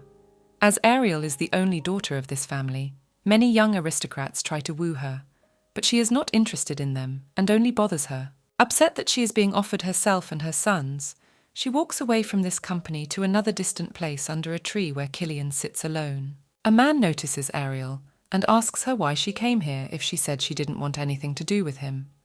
Ariel explains to him that she's not here for him. Killian asks Ariel why she came to where he is sitting. Ariel explains her actions by saying that other people are afraid to approach him. The man thanks her for the compliment and asks Ariel if she feels the stairs directed in that direction. The girl does not turn to Killian and rudely replies that she feels the stairs and asks him to be quiet. After lunch and rest, they set off again. Ariel rides next to Killian, as luckily for her, the aristocrats never dared to approach her. Killian asks Ariel again about how easy it is to kill a siren. She explains to him that you just have to stab them in the heart. Ariel asks the man not to start a conversation with her. Meanwhile, Prince Siegfried notices the way they talk and draws his own conclusions in his head. Late in the evening, they decide to stop for the night. Abyssian asks everyone to remove their luggage and tells them that they will set out tomorrow morning. Stretching her arms, Ariel tells Killian that she can finally sleep in a comfortable bed. A small boy approaches her from behind and asks Ariel to follow him. The girl asks him to go somewhere. The boy explains to her that whoever sent him asked him not to talk about it. Ariel remembers that the boy is from the Abyssian family. She asks him again what he means. Ariel sees 3 men behind the boy, one of whom is Prince Siegfried. She becomes angry at the situation and asks the boy to tell them that she doesn't see the point of going there. And without letting him finish, she sends him away. The boy goes to the pole where the prince is standing and then immediately returns to Ariel. He tells the girl that the person who asked him to call her insists that she come anyway. Ariel gets angry and rudely asks him again who he's talking about. The boy explains to her that if he tells her who it is, she will not come to him. Ariel asks if it is His Highness Prince Siegfried. The boy casually confirms it. Killian turns away at this time as he begins to laugh at the situation. Ariel asks the man what is making him laugh so hard. She turns to the boy and with a smile asks him to tell the prince to come in an hour at the appointed place. Clenching her hands into a fist, Ariel decides that they need to talk and clear up what is going on between them. After an hour, the prince and Ariel finally meet in a field surrounded by trees. They stand opposite each other at a great distance. Ariel dares to ask His Highness why he is acting this way. Siegfried clarifies what he did wrong. Ariel reminds the prince that he asked her to come here and everyone knows it. She aggressively asks him again to explain why he's doing this to her. The prince dares to ask Ariel about her relationship with Killian, and if they have been friends since when. He wonders what's going on between them, since it's the first time he's seen Ariel since that day. She listens to him with her eyes downcast and smiles slightly. After listening to the prince, the girl tells him that what he is talking about is not important to her now. Siegfried closes his eyes and tells her that it is important to him. They continue to argue, Ariel asking him why it's so important to him and if he's going to get in her way again. The prince doesn't like the fact that she and Killian spent the whole day together. The girl explains to Siegfried that nothing happened between her and Killian. The prince asks Ariel if she is telling the truth. She tells the prince that he may be attracted to older girls at his age, and because she is so beautiful and stands out so much, he may have fallen in love, but he should not behave like that. First of all, because she does not like it. The prince is in tears due to his mixed emotions, and in order not to show it, he turns away and tells Ariel twice that he doesn't like her. Ariel is angry at Siegfried's reaction, because it's obvious he likes her, and it's easy to assume that. She doesn't understand what's wrong with his face, since she hasn't said anything bad to him, but he acts like she's the horrible person. Siegfried tells Ariel that it was not easy for him to disturb her either, and maybe he overreacted a bit, so he wanted to make up with her all day, but she avoided him all day, and yesterday the prince only thought he should help her. Ariel asks if he was just trying to help. Noticing the prince's embarrassed look away again, she realizes something is wrong, because no one acts like that when they just want to help. Ariel tells Siegfried that she almost fell for it, and not to think that such a trick will work again, and asks him to stop playing with her. The prince rolls his eyes at her words. The girl asks Siegfried again about why he gets involved every time a man approaches her, since all she wants to do is marry her ideal man. The prince is convinced he's done a good job because he doesn't think he'll ever be ready to see Ariel with another man. Ariel looks at the prince in surprise, asking him if he likes her, since it seems that way based on his actions and words. Siegfried blushed at the question. Ariel asks the prince if he wants to propose to her. She can see why the prince acted that way when any of the men tried to get to know her. Siegfried is still uncomfortable looking into her eyes. He asks Ariel if she wants him to tell her straight. The girl confirms that she wants to hear everything with her own ears, and he adds that if he continues to keep quiet, he'll come off as a juvenile who bullies someone he likes for no reason. Siegfried raises his eyes to Ariel and asks her if she will accept if he asks for her hand and heart. Ariel shows a cross with her hands and replies in a serious tone that she will not accept such an offer from him. The prince asks her why she refuses, if she can never know what might happen to her appearance, condition and stature while growing up, and adds the question of whether she has ever met any man who fits her needs more than he does. Ariel notices that the man in question is a man, and Siegfried is still just a boy, albeit a handsome one. His beauty is like a rose in the garden. She likes to look at it, and that's it. At this point, Ariel presents a grown-up version of Siegfried. She reminds the prince that her ideal man should be at least 190 centimeters tall. The prince clenches his hand into a fist and reminds Ariel that he is still growing. The girl agrees and reminds him that if he wants to grow big, he needs to go to Dreamland. Siegfried tells Ariel not to think that at his 15 he is still a child. She answers that he still has a long way to go and asks not to bother her, as she wants to live a quiet life and let him find another bride, because there are many beautiful girls of his age in the world, or wait 5 years before asking her to marry him. But then he thinks there's no guarantee she won't be married by then. Siegfried is upset that because of his age, Ariel won't give him a chance. It's too much for him. And he says there's nothing he can do about it, nothing he can do about the fact that he's attracted to her. After he turns around and leaves, but before he does, he asks her not to think that he's just going to give up. He won't give up until her feelings for him warm up, at least a little. Ariel looks at him and thinks that his words mean that Siegfried will continue to bother her in the future.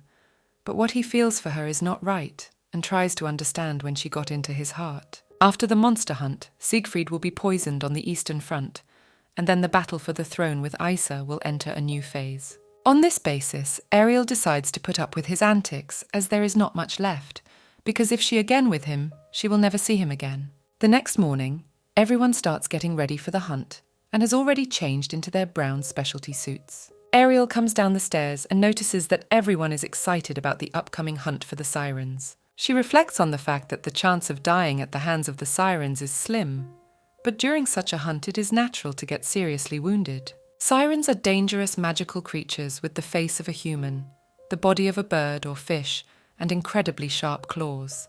They have a special power to seduce people, making them unable to defend themselves, so you can't look them in the eye or listen to their singing. There are a lot of carrion-eating crows flying around in their habitats. Fighting these dangerous creatures is a real challenge. All the participants have gone down to the lobby and are waiting for instructions. Count Abitione stands in the doorway and informs everyone that the preparations are complete and they can leave. They should all return safely for dinner. Everyone is excited that it's finally hunting day and time to hit the road again. Ariel clenches her hand into a fist and makes a promise to herself to compete for the grape court. She turns her attention to the prince and sees that he's still mad at her about yesterday and doesn't even look in her direction. But even if that's not the case, today is his first battle.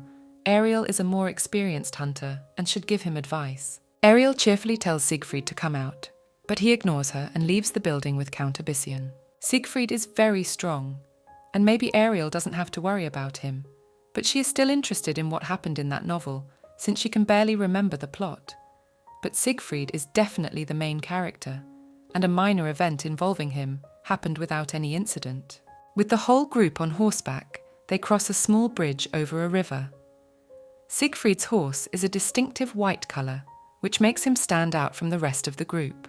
Abyssinian stops and informs everyone that they have arrived at the location and will have to walk from here. He stands next to Siegfried and tells him that he has heard that under the influence of the siren's charms, he can see things, and if he is a little careless, he will be enchanted, so he asks the prince to be careful during the hunt. Siegfried asks the count not to worry about him. The group arrives at their destination. Ariel looks up and sees a large number of crows and sirens flying among the mountains and trees. The eyes of the sirens glow bright yellow light. They have long legs covered with feathers and wings instead of arms. Each siren has a different hair colour, from red shade to pink. The sirens begin to scream and sing their song to mesmerize the hunters. They cover their ears so as not to be affected by the spell. Someone speaks loudly about where they need to go to catch these creatures and points out the direction. Ariel looks up and sees one of the sirens with long red hair flying at her. The girl draws her sword from its sheath and tries to defend herself. With one swing of her sword, she slashes the siren. After finishing one, Ariel turns and sees the prince with terror in his eyes, trying to defend himself against the siren by pointing his sword, but the creature manages to wound Siegfried's arm. Ariel thinks about not having to worry about Abyssinian, somewhere out there, and Miliad is doing pretty well with the sirens. She comes to the conclusion that her main problem for today is not the brothers, but the prince, as he will definitely fall under the spell of the siren. The chance is not great, but still there is a possibility of bad developments. Because Ariel read the novel, she has a bad feeling. The girl looks at the prince and notices that he's not badly hurt, but she sees something strange about him. Siegfried stands motionless and unresponsive to the approaching siren, staring at one point. Ariel realizes that the prince has been bewitched and runs up to him and tries to get him to awaken from the illusion. The prince yanks her arm away from him with all his might. Ariel pitifully asks Siegfried to come to his senses. She is angry at the whole situation and concludes that simple words can't help. Ariel abruptly grabs the prince, turns him around, and apologizes in advance for what she will do. Not that she wants to, but it's the only way to free him from the stupefaction. Ariel swings her hand around and slaps him on the cheek. Siegfried regains consciousness, and holding his cheek reddened from the blow, asks Ariel what just happened, as he is in a lot of pain. Ariel tells the prince that she feels sorry for him, but that she had no other choice or he would have died. Siegfried realizes that she has once again saved him. Ariel looks at the prince, not understanding why his image is blurring strangely. She rubbed her eyes, but that did nothing to help her come to her senses. Ariel opens her eyes, wondering where the siren is going and why she sees a handsome man with a beautiful figure in front of her. She takes note of his black hair and the cute mole under his eye. Putting all the details together, Ariel comes to realize that this man looks a lot like a grown-up version of Prince Siegfried. She laughs and doesn't understand where this beautiful creature came from, and slightly begins to guess that she's just delusional. Siegfried shakes Ariel by the shoulders, trying to rouse her from the spell. She comes to her senses a little and notices the actual outline of a man shaking her by the shoulders and asking him not to punch her in the face. Ariel reflects on the fact that she herself saved Siegfried and immediately fell into the siren's net. She held the hand of the handsome boy from the illusion so tightly that she was ready to go to the end of the world with him, and then tells the prince that if he hadn't decided to shake her by the shoulders, she'd still be a prisoner of illusion, and puts her hands up in the air and says that her face comes first. Ariel has never encountered illusions while hunting before, and this time she is just a little relaxed. She doesn't understand how this could happen. From now on, she decides to be always on the lookout. Siegfried notices that she asked him to be careful, and now she herself is caught up in illusions. Ariel smilingly replies to the prince that this is also the first time for her, and thanks to him she had a great experience. Siegfried turns away embarrassed and thanks Ariel for once again saving his life, and explains that if she hadn't been there, he could have gotten into big trouble. Ariel asks not to be thanked for this, since she saw something beautiful herself. The prince asks her what she saw. Legend has it that in their illusions, the sirens show them their perfect soulmates. But in the vision, Ariel meets Siegfried. She thinks about whether or not to tell him, but if she does, how she will look him in the eye. The prince asks her again about what she saw, as he is very curious to know. Ariel, not wanting to talk about his illusion, asks Siegfried who he saw. The prince promptly replies that he saw Ariel in his illusion. She decides to take her secret to the grave and dodges the question by saying that they're in the palm of her hand right now, and nothing will happen because of one word. Ariel suggests that the prince talk about it later, hoping he will forget about it, and offers to go back to the others. The hunt continues, each trying to kill the siren with their sword. Ariel notices from afar that someone needs help and kills another siren. Ariel asks the young man she helped if he is all right. He responds by thanking her. They both walk up to the cliff to watch what is happening. Ariel notices something in the distance and wonders what is going on. Meanwhile, Prince Siegfried kills one siren after another. Behind him lies a pile of dead bodies. Ariel comes to the conclusion that maybe the prince is the one who interrupted the sirens here the most, and now no one can match him. The protagonist is on an unattainable level, but she does not understand why Siegfried behaves like a child in front of her. Seeing him in her illusion was strange for Ariel. She assumes that in the novel, Ariel loved the prince, but to her, he's just a sweet boy. She still wonders why the adult image of Siegfried appeared in her vision. Ariel continues to help the hunters this time, bandaging one of the men's wounded leg, and asks him to bear the pain a little longer. She turns around and sees Siegfried absorbed in slaying the sirens. Ariel realizes that now she no longer has to worry about his safety. Suddenly she hears screaming from somewhere, a voice that sounds quite familiar to her. Ariel peeks out from behind a rock to see who was shouting. This man turns out to be Count Ferris. He ineptly tries to protect himself from the siren's clutches by covering his face with his hands. Ariel throws her sword and pierces through the monster that wanted to kill the Count. Ferris was relieved and not noticing the bleeding wound on his shoulder, smiling, thanking Ariel for her help. The girl, unlike the Count, notices his wound and tells him that it seems deep. The Count explains to her that he was unable to react in time because of the sudden attack.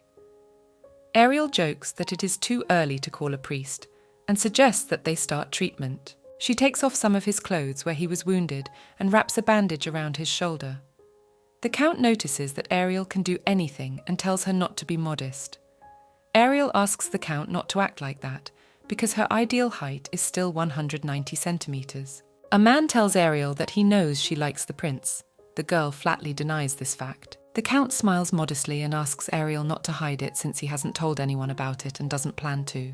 Ariel is amused by these words and explains once again to the Count that she and the prince have nothing to do with each other and that he was only joking that day. The man, thinking it's just an excuse, assumes that he and Prince Siegfried are so close that such jokes are in order. Ariel is getting angry that the man can't change his mind. She doesn't know how much longer he's going to keep saying that. A voice came from somewhere calling Ariel to her. Count Forus assumes it is Prince Siegfried's voice.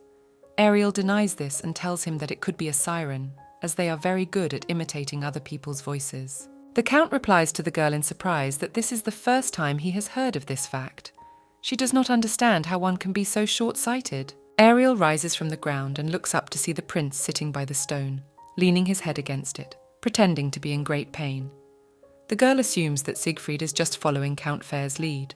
The Count also notices the suffering prince and tells Ariel that his shoulder is all right and she can go. The girl watching Siegfried thinks aloud that he should call a priest. The prince replies to her that he doesn't need a priest and asks her to just hurry up. When the Count hears this, he also asks Ariel to hurry, as the prince obviously needs help. Siegfried, meanwhile, continues to cry out in pain. Ariel is angered by this situation and the prince is acting. Changing her annoyed expression to a smile, she walks over to Siegfried and asks him about where he is hurting so badly, and suggests that his head may have been affected. The prince turns around and asks Ariel how she guessed that, if he didn't say he was in pain. She replies to Siegfried that she can see his cheek burning where she hit him. Now she even regrets it a little, but she can't say anything. Ariel thinks she has a pretty light hand, but she was in such a hurry to bring Siegfried to his senses that she might have miscalculated the force. She tells the prince that she is sorry for what happened. Siegfried looks up at her and tells Ariel that if she's really sorry, she should take care of him. She asks the prince why he didn't tell her earlier that he was hurt. Siegfried puts his hand to his cheek and explains to Ariel that he had no reason to talk about it since nothing had hurt until now. Ariel asks him if she should start treating him then, instead of having silly arguments with him. The prince explains that he has been in pain since she started helping the Count. Ariel comes to realize that Siegfried has only his own interests at heart. The prince tells her that while she was away, he got rid of all the sirens in the neighborhood, so he deserves a reward. Ariel smilingly asks the prince if he has ever thought about giving rather than taking. He tells her that maybe he will next time. The girl takes a seat on the ground next to the prince and opens a green bottle of healing alcohol for treating wounds and pours some onto a white handkerchief. She begins to treat Siegfried's cheek. The prince pulls the handkerchief away from him, resenting it for making him cold. Ariel notices how cute Siegfried is up close, even if he thinks only of himself. But she couldn't be mad at a man with a face like that. She asks him to bear with her because it's not that bad. A siren sneaks up behind her. Ariel tries to say that he'll get credit for his efforts, but doesn't get a chance to say anything. The prince, noticing the siren, picks Ariel up in his arms and flees holding his sword. Holding the girl by the waist, he chops the siren in half with one hand. Noticing that after defeating the monster he is still holding Ariel in his arms, he throws her off and tells her that he didn't mean it and apologizes. But she is not embarrassed by it, because she thinks that Siegfried behaved very cool, and not every day you see such things, and advises him to just stay that way. The prince gets up off the ground and heads in the other direction. Ariel thinks it's a shame he's leaving like this. I guess she won't be able to give him his reward now. Ariel shouts after him, saying that she is powerless to cure him and will have to call a priest. Since he didn't pay attention to it, Ariel reminds him that it seems the prince wanted a reward from her, and if so, let him tell her what he wants for his help on the hunt. She is ready to listen. Siegfried turns around and cheerfully asks if she's telling the truth. Ariel is a little afraid of what he might ask, and hopes it won't be anything strange. Without thinking, the prince points a finger at his cheek, hinting to Ariel that he wants her to kiss him. The girl is initially surprised by his request, but still agrees as she sees nothing strange in it. Ariel walks over to Siegfried and leans her lips lightly against his cheek where he pointed. Pulling away, she asks the prince if such a kiss would do for him as a reward. Siegfried blushes with embarrassment, and with a sweet smile replies to Ariel that it is quite enough for him. Ariel is amused by his reaction and compares him to a puppy that you want to pet. Then she comes to think it's a good idea to treat Siegfried as if he were a dog. He's a little big, but you can just think of him as a big dog who can talk. It's hard for Ariel to think of him in a different way, but if she treats him that way, her heart won't hurt, and she and Siegfried don't have much time left to be together. Back in the village, the prince is told by everyone that he is incredible, as today on the hunt he killed the most sirens and saved a lot of human lives. Someone thanks him for saving his life. If it wasn't for him, they wouldn't be here. Ariel watches from the sidelines as the hunt party praises the prince for his achievements today. She notices that Siegfried has made friends with the northern nobility faster than she thought. These people will side with Siegfried in the future and fight against Aisa together. In the meantime, they need to gather as many supporters as possible. At the end of the day, Abyssion summarizes the results and tells all the participants that the first day of the hunt went well and they managed to avoid serious injuries. In honor of this, he would like to gather everyone for a modest dinner. Soon, everyone is gathered around a set table. People are drinking beer from large wooden mugs, chatting among themselves and having fun. Sitting at the communal table, Ariel yawns from the fact that she is very tired from running around all day and swinging her sword. Ariel gets up from the table and tells everyone she's leaving the party, as suddenly the prince sitting next to her grabs her hand and asks her to stay a little longer. Hearing their dialogue, Count Forres, sitting across from the prince, asks Ariel if she is leaving alone. Then he says that Mrs. Ariel not only fought the monsters today, but was always there when someone needed first aid and worked harder than the others. The prince continues to hold Ariel's hand. The count adds to his words that the servants have already heated the water in the ladies' room, and if she is tired, she can go upstairs and rest properly, as tomorrow they will be hunting again, and therefore today it is better not to work too hard. Ariel thanks the count for his concern, calling him Ferreira, and after inferring from his distressed face, she corrects it to Ferres, and then turns to the prince and bids him farewell until tomorrow and leaves the feast. In the middle of the night, Ariel ventures out of her room into the hallway and notices the count and the prince talking to each other near the door. The prince is very unhappy about Count Ferres talking to Ariel at dinner, and they charge the count with being a little hard of hearing and not hearing what the prince said to him earlier. The count asks the prince what he means by that. Siegfried asks Ferres why he is always hanging around the countess. Ariel is watching them, wondering what the prince is doing near the count's room and what they are talking about. After a little thought, she realizes. The count crosses his arms on his chest and asks the prince if he's referring to his actions today. But isn't that what true friends do? Take care of each other? He explains that he was just being courteous, nothing more. Siegfried confirms his speculation, and yet advises him to stop acting like this, because Ariel has him for such courtesies, and the count is only burdening her. The count asks Siegfried if he himself has not taken advantage of the lady's position today for his own benefit, and she was uncomfortable with it. He points out that Siegfried is only the second crown prince and will always be threatened. Because of this, he doesn't understand why Mrs. Ariel wants to be with the prince all the time. Siegfried reproaches the count for having said too many words. Siegfried replies that he thinks he can forgive him this time, and that he thinks it is a sign of his good-naturedness. The prince is angered by this answer. He angrily asks the count to listen to him again, and this time more carefully about how he shouldn't even think about Ariel.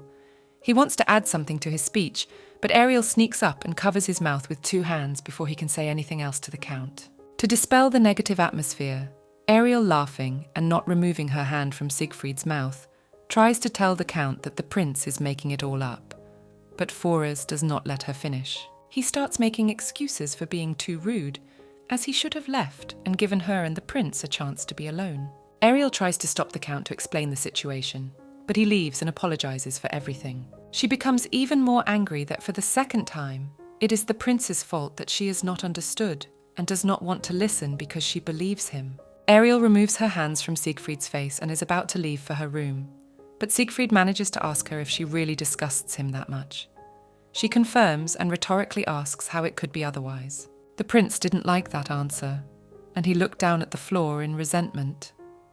Ariel, noticing the sad expression on his face, concludes that she should have said it more softly. Siegfried does not raise his eyes to Ariel and tells her that Count Ferres is keeping an eye on her, and that when she appears, he turns his gaze to her. Ariel asks him how he knows this. Siegfried explains that he only has eyes for her. She wasn't exactly happy to hear that from a 15-year-old, because if she'd heard it from a 20-year-old, she would have been over the moon. But so far the prince had only made her suffer with such phrases. The prince asks Ariel what she is doing in the hallway at this late hour. She tells him that she woke up and decided to just take a walk. Siegfried asks her if by any chance she is on her way to the kitchen. The girl confirms this and suggests that the prince come with her. She was actually hoping that he would decline the offer, since she asked him about it out of politeness, but the prince still agrees to go there with her. They come into the kitchen, lit by the bright light of lamps, with a pile of books, collector's plates and paintings, under one of which is a fireplace.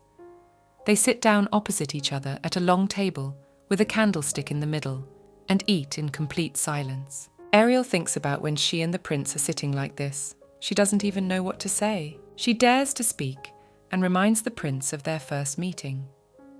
The prince tells her that that day he was troubled because he had to hide in a chase organized by his older brother Aisa. Ariel remembers Siegfried saying that when he saw her for the first time, he felt as if everything had turned upside down and nauseous, and asks him if he felt the same way after that day. He explains to her that it wasn't because he was uncomfortable, and he had never said anything like that. When he saw her, it was as if everything inside him had turned upside down, and he was confused. His heart was racing in his chest.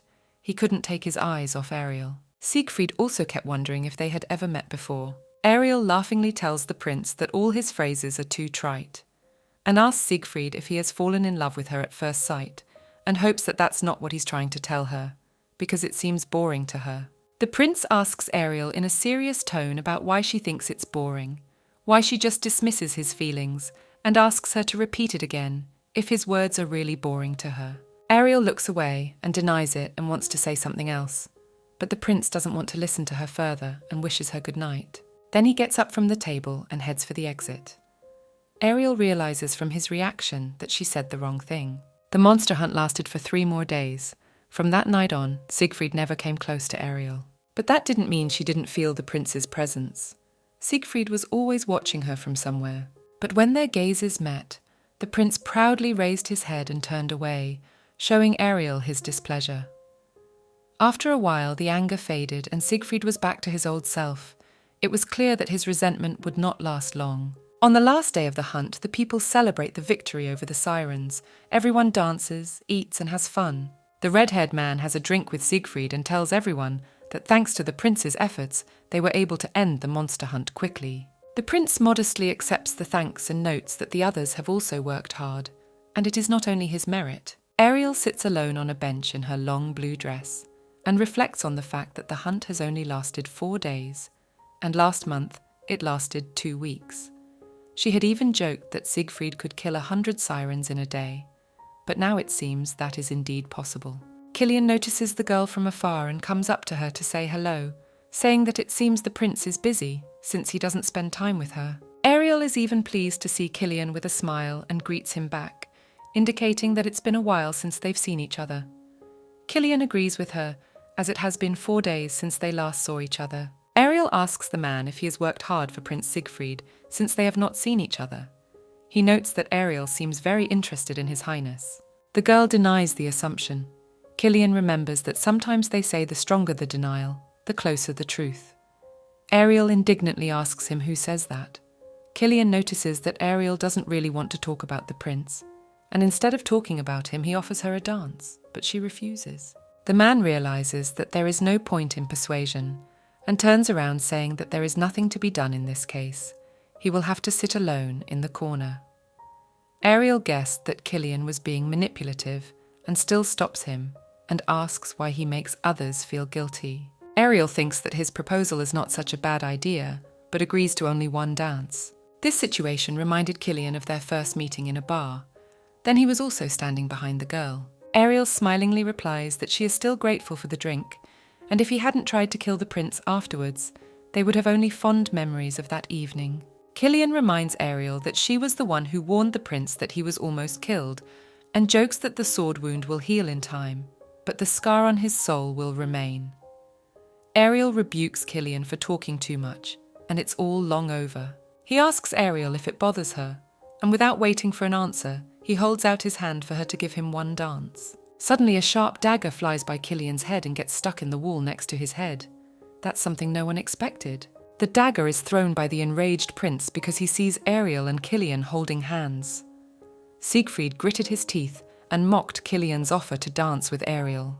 The man puts his hand behind his head and tells the prince that he didn't know he could cause him such anxiety with his actions. Siegfried rudely asks Kilian why he doesn't just disappear if he's figured it out. The man bows to the prince with his hand on his chest and tells the prince that he can assume he was never here, and leaves. After they are alone, Ariel tells the prince that he didn't have to act like that. Siegfried clarifies what she means by this, reminding Ariel that Kilian tried to kill them and now pretends to obey him. But since Kilian served Isa, it is hard to predict when he will show his true colours, so he thinks Ariel is being too careless. In response to his claims, she reminds the prince that it has only been 3 days since the hunt began and asks him if he is too bloodthirsty. Without waiting for an answer, Ariel notes that if she hadn't spoken to the prince first, he would have sulked at her until he left the village. It had happened to Siegfried before. Whenever they had a little argument, he would immediately start ignoring Ariel. The prince asks the girl if she means that they won't see each other again.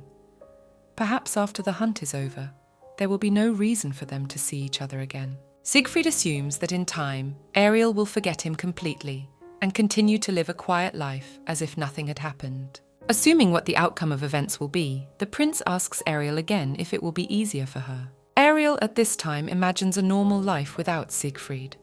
It will be the same as always, the same old days.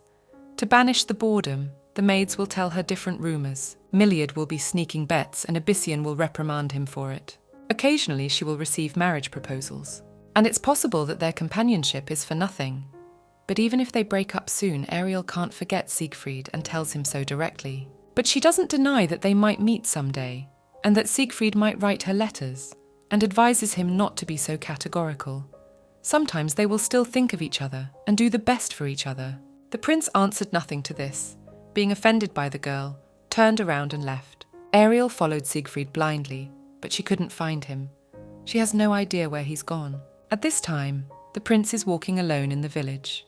Suddenly someone recognizes him in the crowd and asks if he is the prince. Siegfried approaches a man who recognizes him. He is Baron Herbert from the province to which the village of Korta belongs. Ariel finds the prince and notices that he is talking to a man with a thick build. Ariel doesn't know the man, but she also suspects that Siegfried hasn't been acquainted with him until now either. Baron Herbert tells the prince that he would like him to stay at his manor, rather than in this dilapidated place where all the band members live.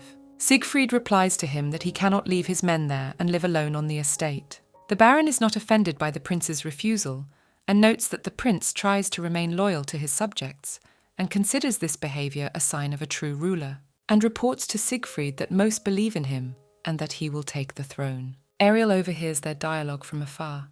She wonders what the man is trying to say. The Baron adds to his words that he considers Crown Prince Siegfried the only true heir.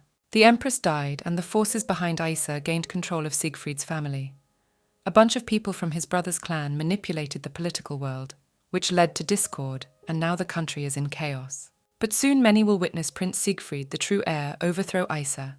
It is said that everything will change when he lays claim to the throne. Such are the hopes Baron Herbert and many other nobles have for the prince. Ariel doesn't like Siegfried being harassed with this speech about his succession to the throne. She knows that many people think of him like the Baron, so the prince doesn't want to discuss the subject and talk about it so openly. Wishing to sincerely support the prince, Baron Herbert has prepared a small gift and asks Siegfried to follow him. The prince replies to the man that it is not necessary to give him anything and leaves, as he seems to have seen everything he wants. The Baron asks Siegfried not to leave, but he does not listen to him. He walks past Ariel without paying any attention to her and defiantly grazes her shoulder. The next morning, Ariel comes down the stairs wearing a dress with a green skirt, a corset, and a long-sleeved white top. Abyssian notices that her sister is already awake. He tells Ariel that grapes have been delivered from the farm, and she can go and eat them. Ariel is happy about this news, as she has been waiting for this day for a long time. Abyssian gives his sister a plate of grapes, saying that there are not many grapes here, so she can ask for more if she needs them. Ariel takes the grapes from her brother's hands, saying that she wants to eat as many grapes as possible. She considers it her reward for her hard work while hunting sirens. On the way out of the kitchen, Ariel remembers the prince who left yesterday without saying a word, and after talking to the aristocrat, Siegfried looked very unhappy. With a plate of grapes, she goes to the prince's room and waits for him at the door. After a while, he comes out of his chambers. Ariel approaches Siegfried and, showing him a plate of grapes, tells him that they were brought today from the village of Korta and offers to taste them together. The prince walks defiantly past Ariel and rudely replies that he's fine as he is, so let her eat her grapes herself. The prince then makes his way down the stairs and heads for the exit of the building. Siegfried sits on the lawn under a tree and ponders something of his own all alone. A little later, Ariel finds him, and tucking her long hair behind her ear leans over and asks the prince what he's doing here alone. She sits down next to Siegfried and tells the prince that this place is so beautiful, the sun is shining and there is a light breeze so peaceful that you want to lie down and take a nap. The prince replies to Ariel saying that perhaps this is the peace of mind he will not be getting anytime soon. Ariel remembers that after the monster hunt, Siegfried will go straight to the Eastern Front to resolve the conflict. His life will be in danger, and his rest will be forgotten. Ariel assures the prince that he will do well, and if he goes to the Eastern Front, let him be as active as he is now. The prince asks Ariel why she mentioned the Eastern Front. The girl realizes that she said too much, because in the book there is a mention that he will go to the Eastern Front, but it hasn't happened in the present yet. Siegfried tells her that he has not yet decided where he will go next, and again asks Ariel how she knew he was going to the Eastern Front. Ariel explains to him that she knows he needs to expand his influence over the entire empire, and thought he could go where the people are suffering from the conqueror. After listening to her, the prince replies that it is possible. Ariel is relieved that she got out of it. She reassures Siegfried that if he goes to war, he will definitely come back alive. She is sure of it. The prince notices how easily Ariel talks about it, since it's a battlefield, and there's no guarantee he'll come back from it alive. In any case, he will go to fight even if not on the Eastern Front, because Aisa has asked the Emperor to increase the supervision of him. The timing is perfect. His brother thinks it's a good opportunity to get rid of him without getting his hands dirty in blood. But the nobles are pushing for Siegfried to join the power struggle. The prince thinks Ariel is talking about the war so easily because she has nothing to do with him. After briefly sitting in silence, Ariel turns to the prince, offering him some distraction from his bad thoughts. She advises the prince not to think about what hasn't happened yet, and not to worry his soul unnecessarily, as nothing is certain yet. Ariel asks him to think about what today brings them, and nothing else. She remembers to know and gets so angry that her face turns red at the thought of them dumping all the responsibility on a prince who is still 15 years old. Ariel is sure that they are only talking, but they do not really support Prince Siegfried's side, since none of the nobles have openly stated their position. She considers them all cowards who are only looking for gain, and advises the prince to ignore their every word in his direction. Siegfried, angry at the situation, tells Ariel that she can say that, but it does not change the fact that he is very afraid to go to war.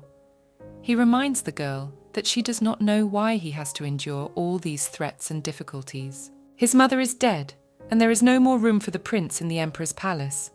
He has nothing left, so why fight for what? Ariel suggests that he just think about the future. She wants to say something else, but realizes that if she says it, there is no turning back. Ariel decides to do it and says that in the future he could be her husband. Siegfried didn't expect to hear Ariel say that. He jumps up from the ground and asks her why she decided to do that. The girl reiterates that the reason the prince should fight is so they can be together. The prince asks why she changed her mind. Ariel explains to him that she would like to see him grow up and how handsome he could be in the future. It would be easier for her to wait 5 years and then see what the emperor does. Siegfried checks with Ariel to see if she's implying that he's not developed enough for her right now. Ariel comes up to him and, rubbing his dark hair, explains that it is very hard for her to see a little boy as a grown man. Siegfried, embarrassed, asks not to be teased. The girl strokes the prince's head, saying that she is sorry she took his feelings so lightly, but that doesn't mean he should accept them right away. Instead, Ariel is going to protect the prince and his feelings for her until his highness grows to the age she needs, and when that time comes, she will be sure of her feelings. Siegfried asks to wait for him and promises that when he grows up, he will surely return to Ariel to ask for her hand in marriage. The girl starts laughing at the fact that now everything will be fine between them without any misunderstandings. Ariel suggests that the prince go into the house and taste the grapes from the Korta tree, as she has never eaten one today. Siegfried agrees to this. As they head for the house, Ariel reflects on how strange it is that when she heard Siegfried confess his love for her, she thought only of how to help him, feeling as if some unknown force might intervene. But in any case, She can no longer say that she and Siegfried have nothing to do with each other, because that's not quite true. Admiring his looks, Ariel is trying to figure out what she should do in this case, as she likes him too much and wants to give him a chance to prove himself. She was not going to break off her relationship with Siegfried, and it would be nice to wait for him to come back from the war as a beautiful man. Siegfried and Ariel are sitting at a bar stool by the fireplace, a plate with a bunch of blue berries on the table. A girl eats grapes with pleasure. Tasting these berries, she has a feeling that she is sitting in a vineyard, and it tastes like it allows her to forget her painful past. Turning back to the prince, Ariel asks him about why he doesn't eat the berries. Siegfried replies to her that he is fine as he is, and just seeing her eat is enough. The girl tells him not to be sorry when the berries run out. The prince finishes his drink and looks at Ariel in silence. Siegfried decides to ask the girl a question. She asks which question he is referring to. The prince asks Ariel about the illusion she saw. Taking both bunches of grapes in her hands and spitting out what she had eaten on her plate, she asked him if it was about the illusion when she fell under the siren's spell. The prince confirms this and adds that last time he left the question unanswered. Covering her mouth with her hand, Ariel answers him that she doesn't know that since she doesn't remember it well. The prince, angry with the girl, reproaches her for lying, and she should remember it very well, as nobles often tell about it. If you see it once, you can never forget it. He asks Ariel again if she will tell him about it, but the girl clenches her hand into a fist and laughs and asks why she should tell him, because she has just seen her ideal. The prince aggressively asks her about who she saw there. Ariel doesn't understand what she means by who, as it could have been a fictitious person. Siegfried replies that he has seen her being the wife of a nobleman, and all these visions are connected to real people. He asks again about who she saw in her illusion, since by refusing to talk she is arousing suspicion. Ariel turns to the prince and smilingly replies that she saw a handsome man, her ideal which he already knows well. With a serious expression on his face, Siegfried asks Ariel about whether the man in the illusion was more beautiful than him. She grinningly confirms that this man in her illusion was several times more handsome than the prince. Siegfried does not turn to Ariel and assures her that she has never met a better man than him. Ariel indignantly tells him that there must be some, since the one she saw was very handsome and mature. She turns away from him, realizing she almost said something. The prince asks her what she means by adult, and Ariel corrects him, explaining that she meant to say that she is not an adult, but an older man. The prince starts to guess and asks her if she's doing the adult version of him. Ariel turns to Siegfried and asks him about how he realized that it was the adult version of him. The prince smiles and rests his chin on his hand, telling her that it just rolled off his tongue, and asking her if she really saw the adult version of him in the illusion. Siegfried is embarrassed to learn that Ariel's ideal type of man is the adult version of him, and tells her that he hopes to grow up quickly, and asks her if she wants to say that now that she knows what he will be like in the future, she is willing to wait for him. Ariel denies this and tells the prince that she is not interested at all. The next morning, Ariel proceeds to pack her things to send home, and puts her things in a small maroon suitcase sitting on the floor. Suddenly someone starts knocking on her door and asking if Mrs. Elleritz is here. Ariel opens the door, and seeing a man in front of her, asks him what happened and why he came here. A man in a brown cap, gloves and a beard on his face bows to Ariel and says it is a pleasure to meet her. He introduces himself as Cavil and tells her that he is the owner of the vineyards in the village of Court. After listening to the man, Ariel compliments his grapes, saying they are delicious. Cavil clarifies that he didn't quite mean it that way, and specifies that he is the former owner of those vineyards. Ariel asks him why he came to her then. The man informs the Countess that she is now the owner of the vineyards, and he has come to welcome the new mistress. Ariel is surprised by this unexpected news. Mr. Cavil tells the girl that he would like to stay here and continue working if Mrs. Ariel will allow it. Clenching her hands into fists, Ariel asks him what is going on since she has never bought a vineyard. She asks Cavil if he has the certificate. The man confirms that he does and pulls it out of his black vest, saying that he is here to give it to her. And he unfolds the paper and asks Ariel to sign it in the space provided. Ariel comes to believe that no one she knows could have spent such a large sum to buy back the vineyards except one man, Prince Siegfried. The girl, smiling politely, asks Cavil to wait for a while as she needs to clarify something before signing her name. Ariel goes down to the kitchen, where the prince and the rest of the nobility are sitting at a table with papers scattered about, and angrily asks His Highness what he has done. Siegfried, with a slight smile, asks Ariel if she likes the court vineyards he gave her. Ariel tries to tell him something, but the prince misunderstands her and asks if the gift is too small. If she wants, he can buy the whole village. The girl explains to the prince that she didn't mean it at all, and asks him how he could buy something meaningful and not even say anything to her. It's too onerous a gift. As she continues her speech, she adds that it's not just some basket of grapes, but an entire farm. The prince lowers his gaze and asks her if she liked it, or if he should have done things very differently. Ariel replies to the prince saying that this will not do, and asks him why he is doing this to her. Shouldn't he have thought of something better than vineyards? She realizes that if it turns out that the prince gave her the vineyards, it will shake up the whole capital. The girl refuses to accept such a large and burdensome gift. She has no reason to. Putting his hands on the table, Siegfried clarifies the reason for the refusal, as he has been up all night thinking about what to give her. He feels as if he can't give her what she needs. Siegfried thought about what gift Ariel would like, and remembered about the vineyards. Thanks to her own farm, she could eat grapes all year round, instead of enjoying them once a season. The prince asks her if he has overdone it, as he is giving something for the first time, and does not know how to behave in such cases. Ariel notices this awkward expression of His Highness. He really thought that she would like it.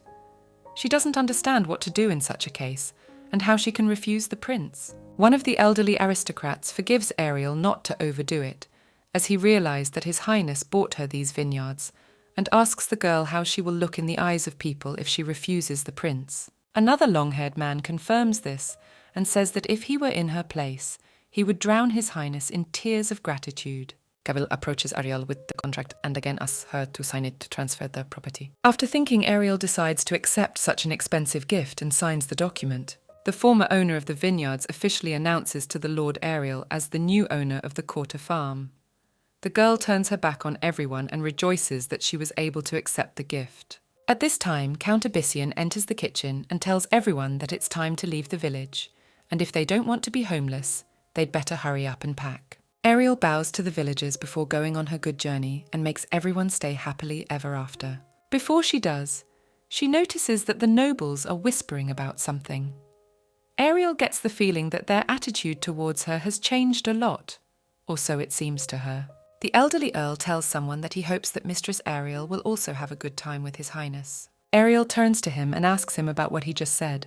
The Count asks Ariel not to hide her relationship with Prince Siegfried, as everyone here knows how much they have become friends during the hunt, and this cannot be untrue, as she has saved the prince twice. The man reminds her that many have tried to win her favour, but even he couldn't afford to buy an entire farm. If such a gift is appropriate, it is clearly of great importance to His Highness Ariel.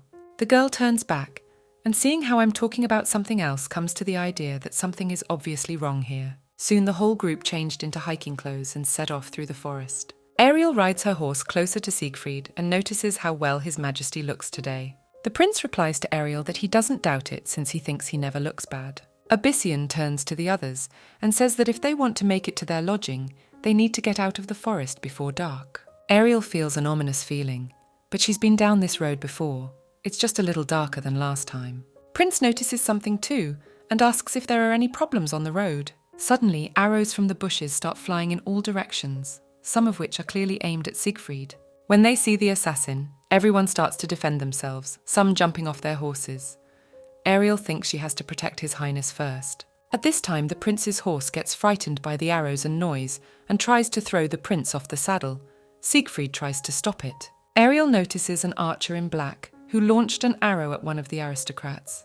Ariel aims at him and it hits him right in the heart, piercing through his body. Noticing that there are several of them here, she comes to the realization that this isn't just going to end and needs to find a safe place. In the distance, she spots another archer in a tree who aims his arrow at the prince. Ariel realizes that from this distance it could be dangerous and instant death would ensue. The archer fires an arrow. It is about to pierce Siegfried at full speed through and through as he doesn't notice it. The prince, sensing danger, turns around and sees Ariel grab the flying arrow with her hand, right by Siegfried's body. The prince notices that the white glove on the girl's hand is cut and covered with blood. He asks Ariel if she is all right. Suddenly, his horse starts kicking again. The prince tries with all his might to stay on the saddle and calm the furious horse. Unable to stop her, he runs away with her deep into the forest. Ariel notices this but can do nothing. At this time, Abyssinian stops one enemy and demands that he stand still and not move. Then he turns to his sister and gives her orders to ride after the prince, while they can deal with his enemies here without her. Ariel, having heard the orders, sets out to find the missing Prince Siegfried deep in the forest. Abyssinian, meanwhile, sits the dead archer against a tree and removes his black mask, revealing only his eyes. The distinguishing feature of this spy was that there was a long scar near his lip, and his hair was a dark grey colour. Count Abyssinian calls Kilian to him, mentioning that he served Crown Prince Aisa before meeting Siegfried. The Count asks him if he knows the man who shot the prince. Kilian puts his hand to his chin and tells Abyssinian that the archer's face looks familiar to him, but he doesn't know his name, though he has often met him in the palace. It becomes clear to the Count that Prince Aisa is behind this attack, and the archer was definitely aiming at His Majesty Prince Siegfried. Meanwhile, Ariel continues her search for the prince, riding through the forest on horseback and asking if His Majesty is here. She is sure that the prince must be here somewhere. Siegfried suddenly comes out of the bushes and tells Ariel that he is here and there is no need to look for him anymore. Ariel is frightened by this unexpected appearance and asks the prince what he forgot in the bushes. Ariel tells the prince that she was very frightened and asks him where his horse is. The prince, shaking off leaves and soil, replies that it was running away and he had to jump off it so it wouldn't throw him off, and then it ran off somewhere else. The girl asks the prince if he is hurt or not. Siegfried replies that he is all right, but that he is only embarrassed because his horse has gone wild, and at this moment he is trying to remove the last leaf from his back. The prince explains to Ariel that he is used to such threats in the palace, and that he has often been subjected to them. Afterwards, he asks the girl if she is the one who has suffered the most in this fight. As she caught the arrow on the fly, the prince has never met a man who can do that. Ariel starts laughing at that question. With a smile on her face, she explains that because of the emergency situation, she was prepared for such a thing, and she just had a reflex. At this point, Ariel is thinking that she is actually a little shaken after this situation, and it seems like she knew exactly where and when the arrow would fly. Prince Siegfried approaches Ariel and asks her to show him the hand with which she grabbed the arrow, but the girl replies that there is nothing wrong with it. Siegfried examines her palm and asks Ariel if there is any healing ointment left. She tells the prince that some ointment is still in stock. Distracted by her wounded arm, Ariel looks up and notices her brother Count Abyssinian's troop. Ariel, turning her brother's attention, yells to him about being with the prince next to him in the bushes. Abyssinian turns around at the sounds, and noticing his sister and Prince Siegfried, gets off his horse and asks them if they are all right, and if they have met any other assassins. Ariel tells his brother that they are fine and uninjured, and asks him how he is feeling. Standing with his back to the others, the Count says he's fine, but Miliad has been shot in the arm, and 5 other knights were seriously injured in the battle. Abyssinian approaches Prince Siegfried, and bowing to him reports to him that the assassins were a message from his older brother Aisa. The prince responds to the Count saying that he knows about his brother's persecution, and he didn't have to talk about it. Abyssinian informs the party that it is getting dark, and therefore he sees no point in trying to get out of the forest before nightfall. The Count suggests to stay in the forest, and at the first rays of the sun to go to the nearest village, but now it is necessary to help the wounded. Prince Siegfried approaches the Count and apologizes for disrupting plans and hurting people because of him. He offers to compensate for all the damage and to go to town to find the best healer. Meanwhile, the squad had already settled the camp, set up large white tents in white and blue colours. Ariel gets up after lying on the mattress for a while because she can't sleep, as she hasn't slept in tents for a long time and is used to it. She decides to get out for some fresh air by pushing back the tent partition. Walking outside, Ariel sees the prince sitting on a stump by the fire all alone, gazing into the flames. She wonders why Siegfried is sitting outside alone. Just looking at him makes Ariel's heart clench. She decides to approach the prince and ask him what he is doing alone on the street at this late hour. Siegfried tells Ariel that he just couldn't sleep, so he sits here. Then the prince asks the girl the same question. She tells him that he can't sleep either. Ariel decides to ask the prince if he is all right, as he seems sad. Siegfried asks the girl what she means by asking him such a question. Ariel explains that she thought His Majesty was suffering alone. The prince replies that she has misunderstood and assures her that he is perfectly fine. Ariel doesn't really believe his words, as everything seems to be quite different, and again asks the prince if he is sure that everything is all right with him, and if he is not deceiving her. Siegfried asks Ariel if he has really suffered so often. The girl smilingly confirms this, but she likes it when Siegfried behaves in an age-appropriate way, and asks him to do so more often. The prince responds to Ariel by saying that if he does this more often, everyone will have reason to laugh at him. Ariel clarifies that she said these words sincerely and not out of a desire to make fun of him. Siegfried thinks aloud that perhaps Aisa will not rest even if he returns to the palace. He will still try to kill him by any means, and the people around him will be in danger, so he cannot react so emotionally to everything every time. And thinks that he is still lucky, as no one was seriously injured in yesterday's fight, and they should focus on strengthening the forces that can give a good fight to his older brother. After listening to the prince, Ariel tries to hug the prince and marvels loudly that Prince Siegfried is practically a grown man for thinking like that. The prince dodges Ariel and asks her to stop treating him like a child. Ariel is glad he says that, because she was starting to worry about it. She reminds the prince that it is time for him to go to bed, as to become Haredil you need to be at least 190 centimeters, and wishes him good night, saying that he will see you tomorrow morning. Arriving in the morning at the nearest village, they finally found a place to sleep after the long journey, and the wounded were able to receive medical attention. It was planned that the squad would stop in this village for 24 hours and then continue on their way home. But because some of the group needed medical treatment, they decided to stay longer. The prince crosses his arms on his chest and says that he has already rented rooms for a few days and asks Ariel what to do now, to which she replies that he needs to think about it. Siegfried asks Ariel if she knew that there are many sights to see here, that you can also walk to the sea, and that there are puppet shows in the evenings. Ariel listens to the prince with interest as she learns more and more about the village where they are staying. When she hears from him about the puppet theatre, she remarks that she knew the prince had enjoyed the performance at the last festival. Siegfried replies that unfortunately he had not been able to watch it all the way through then. Ariel asks the prince why this happened. Not wanting to talk in detail, he replies that there were many reasons. And hiding his embarrassment, he turns his back to Ariel and suggests that she take a walk to the sea first. Siegfried and Ariel come to the beach, while the prince walks calmly holding his shoes in his hands. Ariel runs along the sand, holding a long gold-coloured skirt, and notices how clear and beautiful the water is. Ariel's gaze falls on the sand, and she notices a seashell that has washed ashore. She reaches out to pick it up from the sand. Siegfried asks Ariel with a serious expression what she is holding in her hands and assumes it is some kind of trash. The girl smilingly tells the prince that it is not trash, but a seashell. The prince looks off into the distance with his hands in his pockets and asks Ariel how much the beach cost. She is outraged by such a question from the prince, considering that last time he bought the vineyards. Ariel asks the prince why he suddenly brings it up. Siegfried replies that he noticed how much she liked it here, and it made him think. Ariel explains to him that the sea cannot belong to anyone. It cannot be bought or sold. She decides to ask him that if he could buy the village, he would give it to her as a gift. Siegfried replies that he can buy her a village, but Ariel refuses as she thinks his heart is enough for her.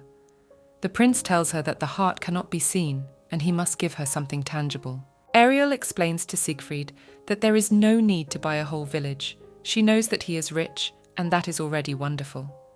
The prince replies that he doesn't want to be just fine, he needs to be sure. But of what? He is never allowed to say. Ariel interrupts his speech, reminding the prince that the puppet show has already begun. She pushes him at his back and tells him to hurry up, as she wonders what's going to happen there, and they need to get good seats. Sometime later, they do arrive at the puppet show, and they silently watch what is happening on the stage, standing in the crowd of spectators. Suddenly, Ariel sees the prince going somewhere. Ariel asks His Highness where he is going. Siegfried tells her that he has some business to attend to. Ariel asks him indignantly and sadly what business he might have here. The prince tells Ariel without explaining anything that he will be back soon, and mentally answers the girl's question that he will have things to do if he looks for them properly. Ariel gives Siegfried a suspicious look. He never told her where he had gone or why. Ariel begins to think that the prince is hiding something from her, because when the show is over, Prince Siegfried has not returned to the show. Ariel loudly calls the prince a liar, because he said he wanted the show, and then disappeared. She tries to comfort herself with the thought that Siegfried could have just gone to the bathroom and gotten lost, because he's never been to this village. But there's no denying the possibility that Aisa sent someone to kill the prince again. Ariel decides to wait a little longer for his return. Finally, she hears the prince's voice calling her by name. She turns sharply around to face him and asks him about where he's been all this time. The prince repeats that he had business to attend to and asks Ariel to go somewhere with him for a few minutes. Ariel asks him why she suddenly has to go out with him, why he told her he wanted to see a show and didn't even come back until it was over, and asks him again about where he's been all this time. Siegfried gently takes Ariel's hand and tells her that he has something to show her and starts to lead her somewhere. They come to the square and sit on the ledge of an oblong fountain. Ariel, tired of waiting, asks him what he wanted to show her. The prince places a small red box with gilded patterns in front of her. Ariel opens it and sees in it a gorgeous, expensive necklace with 5 gemstones in a red-pink hue. At a loss for words from the beauty of this gift, she stammeringly asks the prince what this jewellery is and specifies whether it is the reason for his absence from the puppet show. Siegfried explains his gift, remembering Ariel's words that the sea cannot belong to anyone, so he wanted to give something tangible. Because of his feelings, the prince bought a lot of things, but she said that his gifts are burdensome. So to prove his feelings, Siegfried thought it would be better to choose carefully. The prince looks at Ariel and asks with a smile if she would accept such a gift. Ariel examines a necklace with rubies to match her eye colour and concludes that Siegfried was clearly thinking of her when he chose it. Before, he would have bought up all the jewellery, but such a gift would really be burdensome for her, so he chose the most appropriate piece of jewellery out of all of them. It means a lot. The prince really wants her to accept him so badly. I think she's beginning to understand him now. Soon Siegfried would be off to war and would not return until a couple years later. Ariel has already thought about it and decided to hold back her feelings, but when the prince behaves this way, she finds it hard to resist. Closing the box, Ariel thanks Siegfried for such a gift and promises to keep it for a long time to come. Back at the lodge, they discuss the puppet show. Ariel notices that the prince didn't get to see the show through to the end this time. He explains that he didn't think he would. Ariel suggests that they watch it together next time. Siegfried agrees. A man runs up to them at full speed and tells them about the trouble that happened recently. Mrs. Ariel's vineyard suddenly caught fire. All the farmers and their families died at the scene of the disaster. 4 days later, they took the wounded soldiers and returned to Eliprit's manor. After the fire, the atmosphere in the house was depressing. Obviously not an accident, but a warning to the Eliprit's family. Ariel and the prince are sitting on the bed. She is sure that the fire is Aisa's doing, but it is not clear why he did it. Siegfried clenches his hands into fists in anger and says that his brother doesn't need a reason. He probably heard rumours that he bought the farm. Ariel still doesn't understand it, as the vineyards were betrayed to her and they no longer belonged to the prince from that moment on. The prince explains that it only made matters worse. He wanted to intimidate more than just him. Aisa tried to send a message to the Eliprit's family in such a horrible way. Ariel concludes that this is a warning for supporting Prince Siegfried. A servant enters the room. Ariel tells him that she would like to have a funeral and asks him if the bodies have been delivered or not. A young man tells Ariel that unfortunately the fire has destroyed almost everything.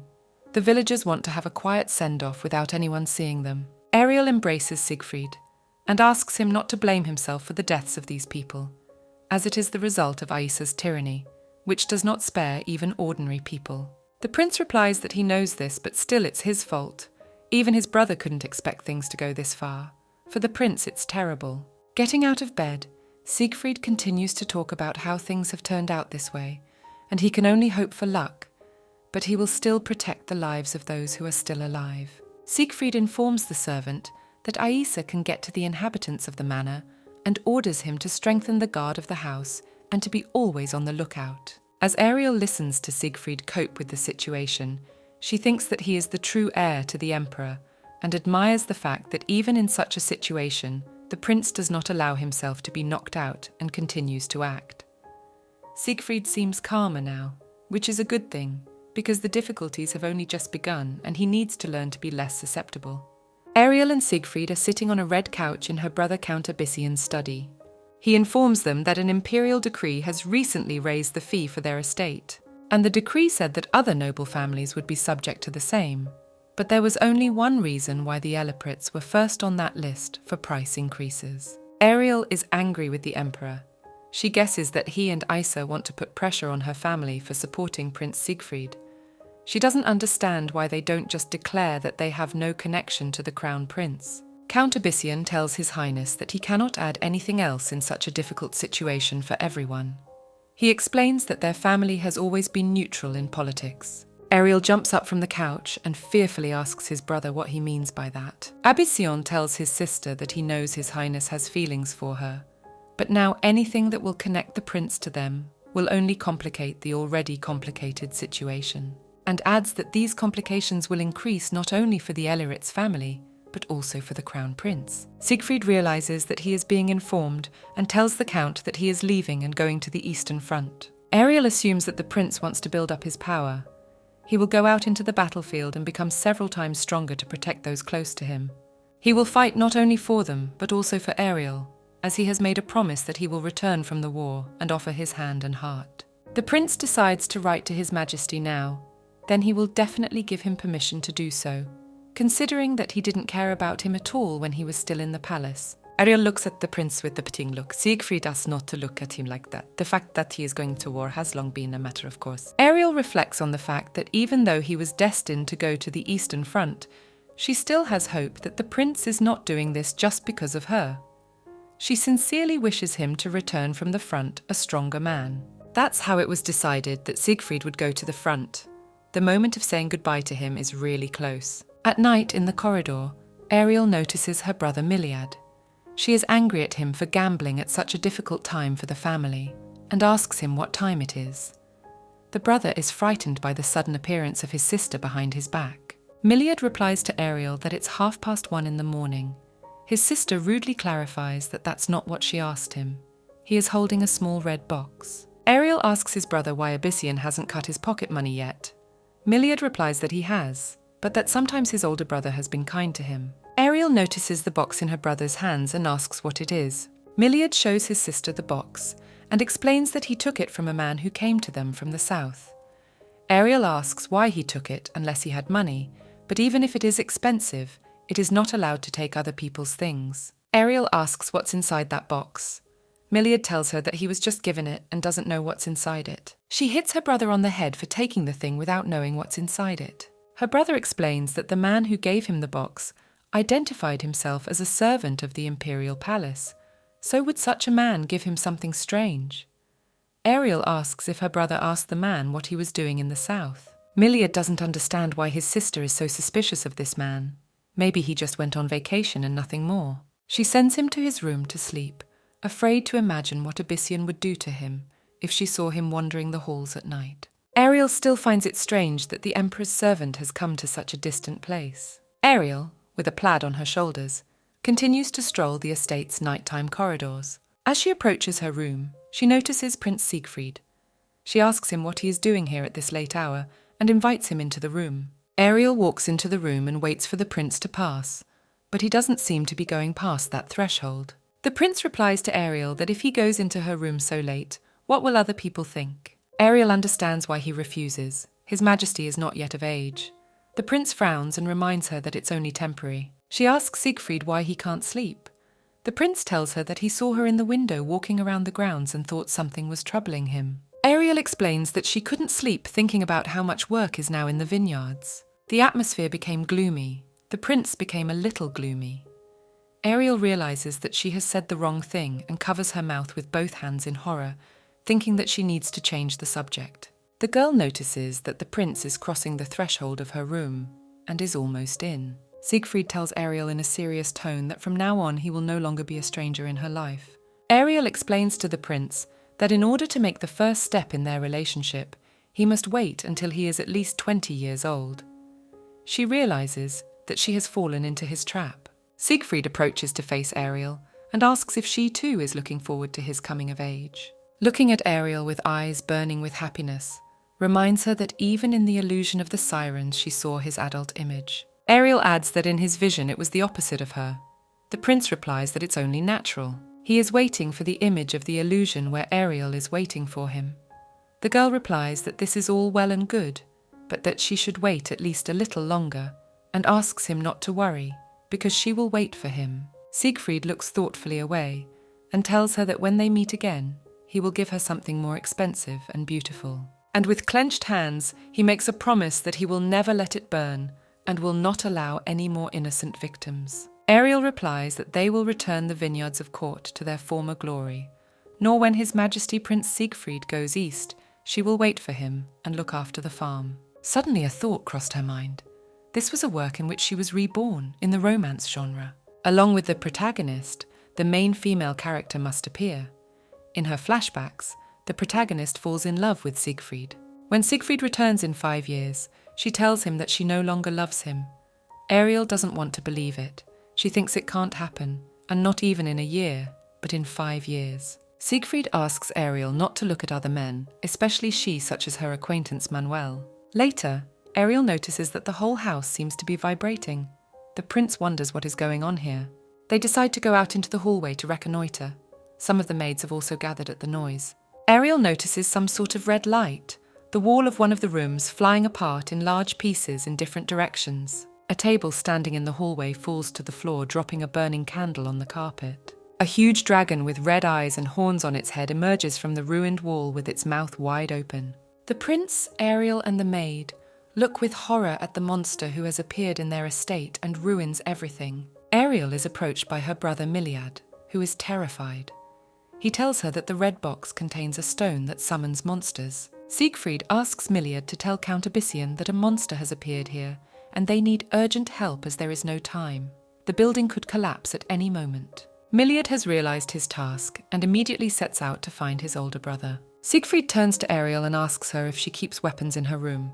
She confirms that they are indeed there. Ariel goes to fetch the weapon and tells the prince that she will be back soon, and asks him to try to withstand the dragon's attack. The monster continues to destroy the building with every step it takes. The prince turns around and sees a pile of debris from the wall and other things. He comes to think that to buy time he needs protection. Siegfried grabs one of the wooden sticks from Paul and begins to defend himself with it against the monster. The prince is thrown back a few meters. He lands on his knees without letting go of the stick. He has to hold out until Ariel returns, because he thinks that if you can't fight, you have to twist and turn. A frightened maid creeps up from behind the prince, looking at the monster and asking the prince to save her. Siegfried tells her to run away, for if she stays where she is, she will die. The dragon decides to reconcile his tail, slapping it with all his might on the floor next to the prince, sheltering the maid with his body. The prince looks up and notices Ariel running to their aid with a weapon in her hand. She walks up to the monster and wounds it with her long sword.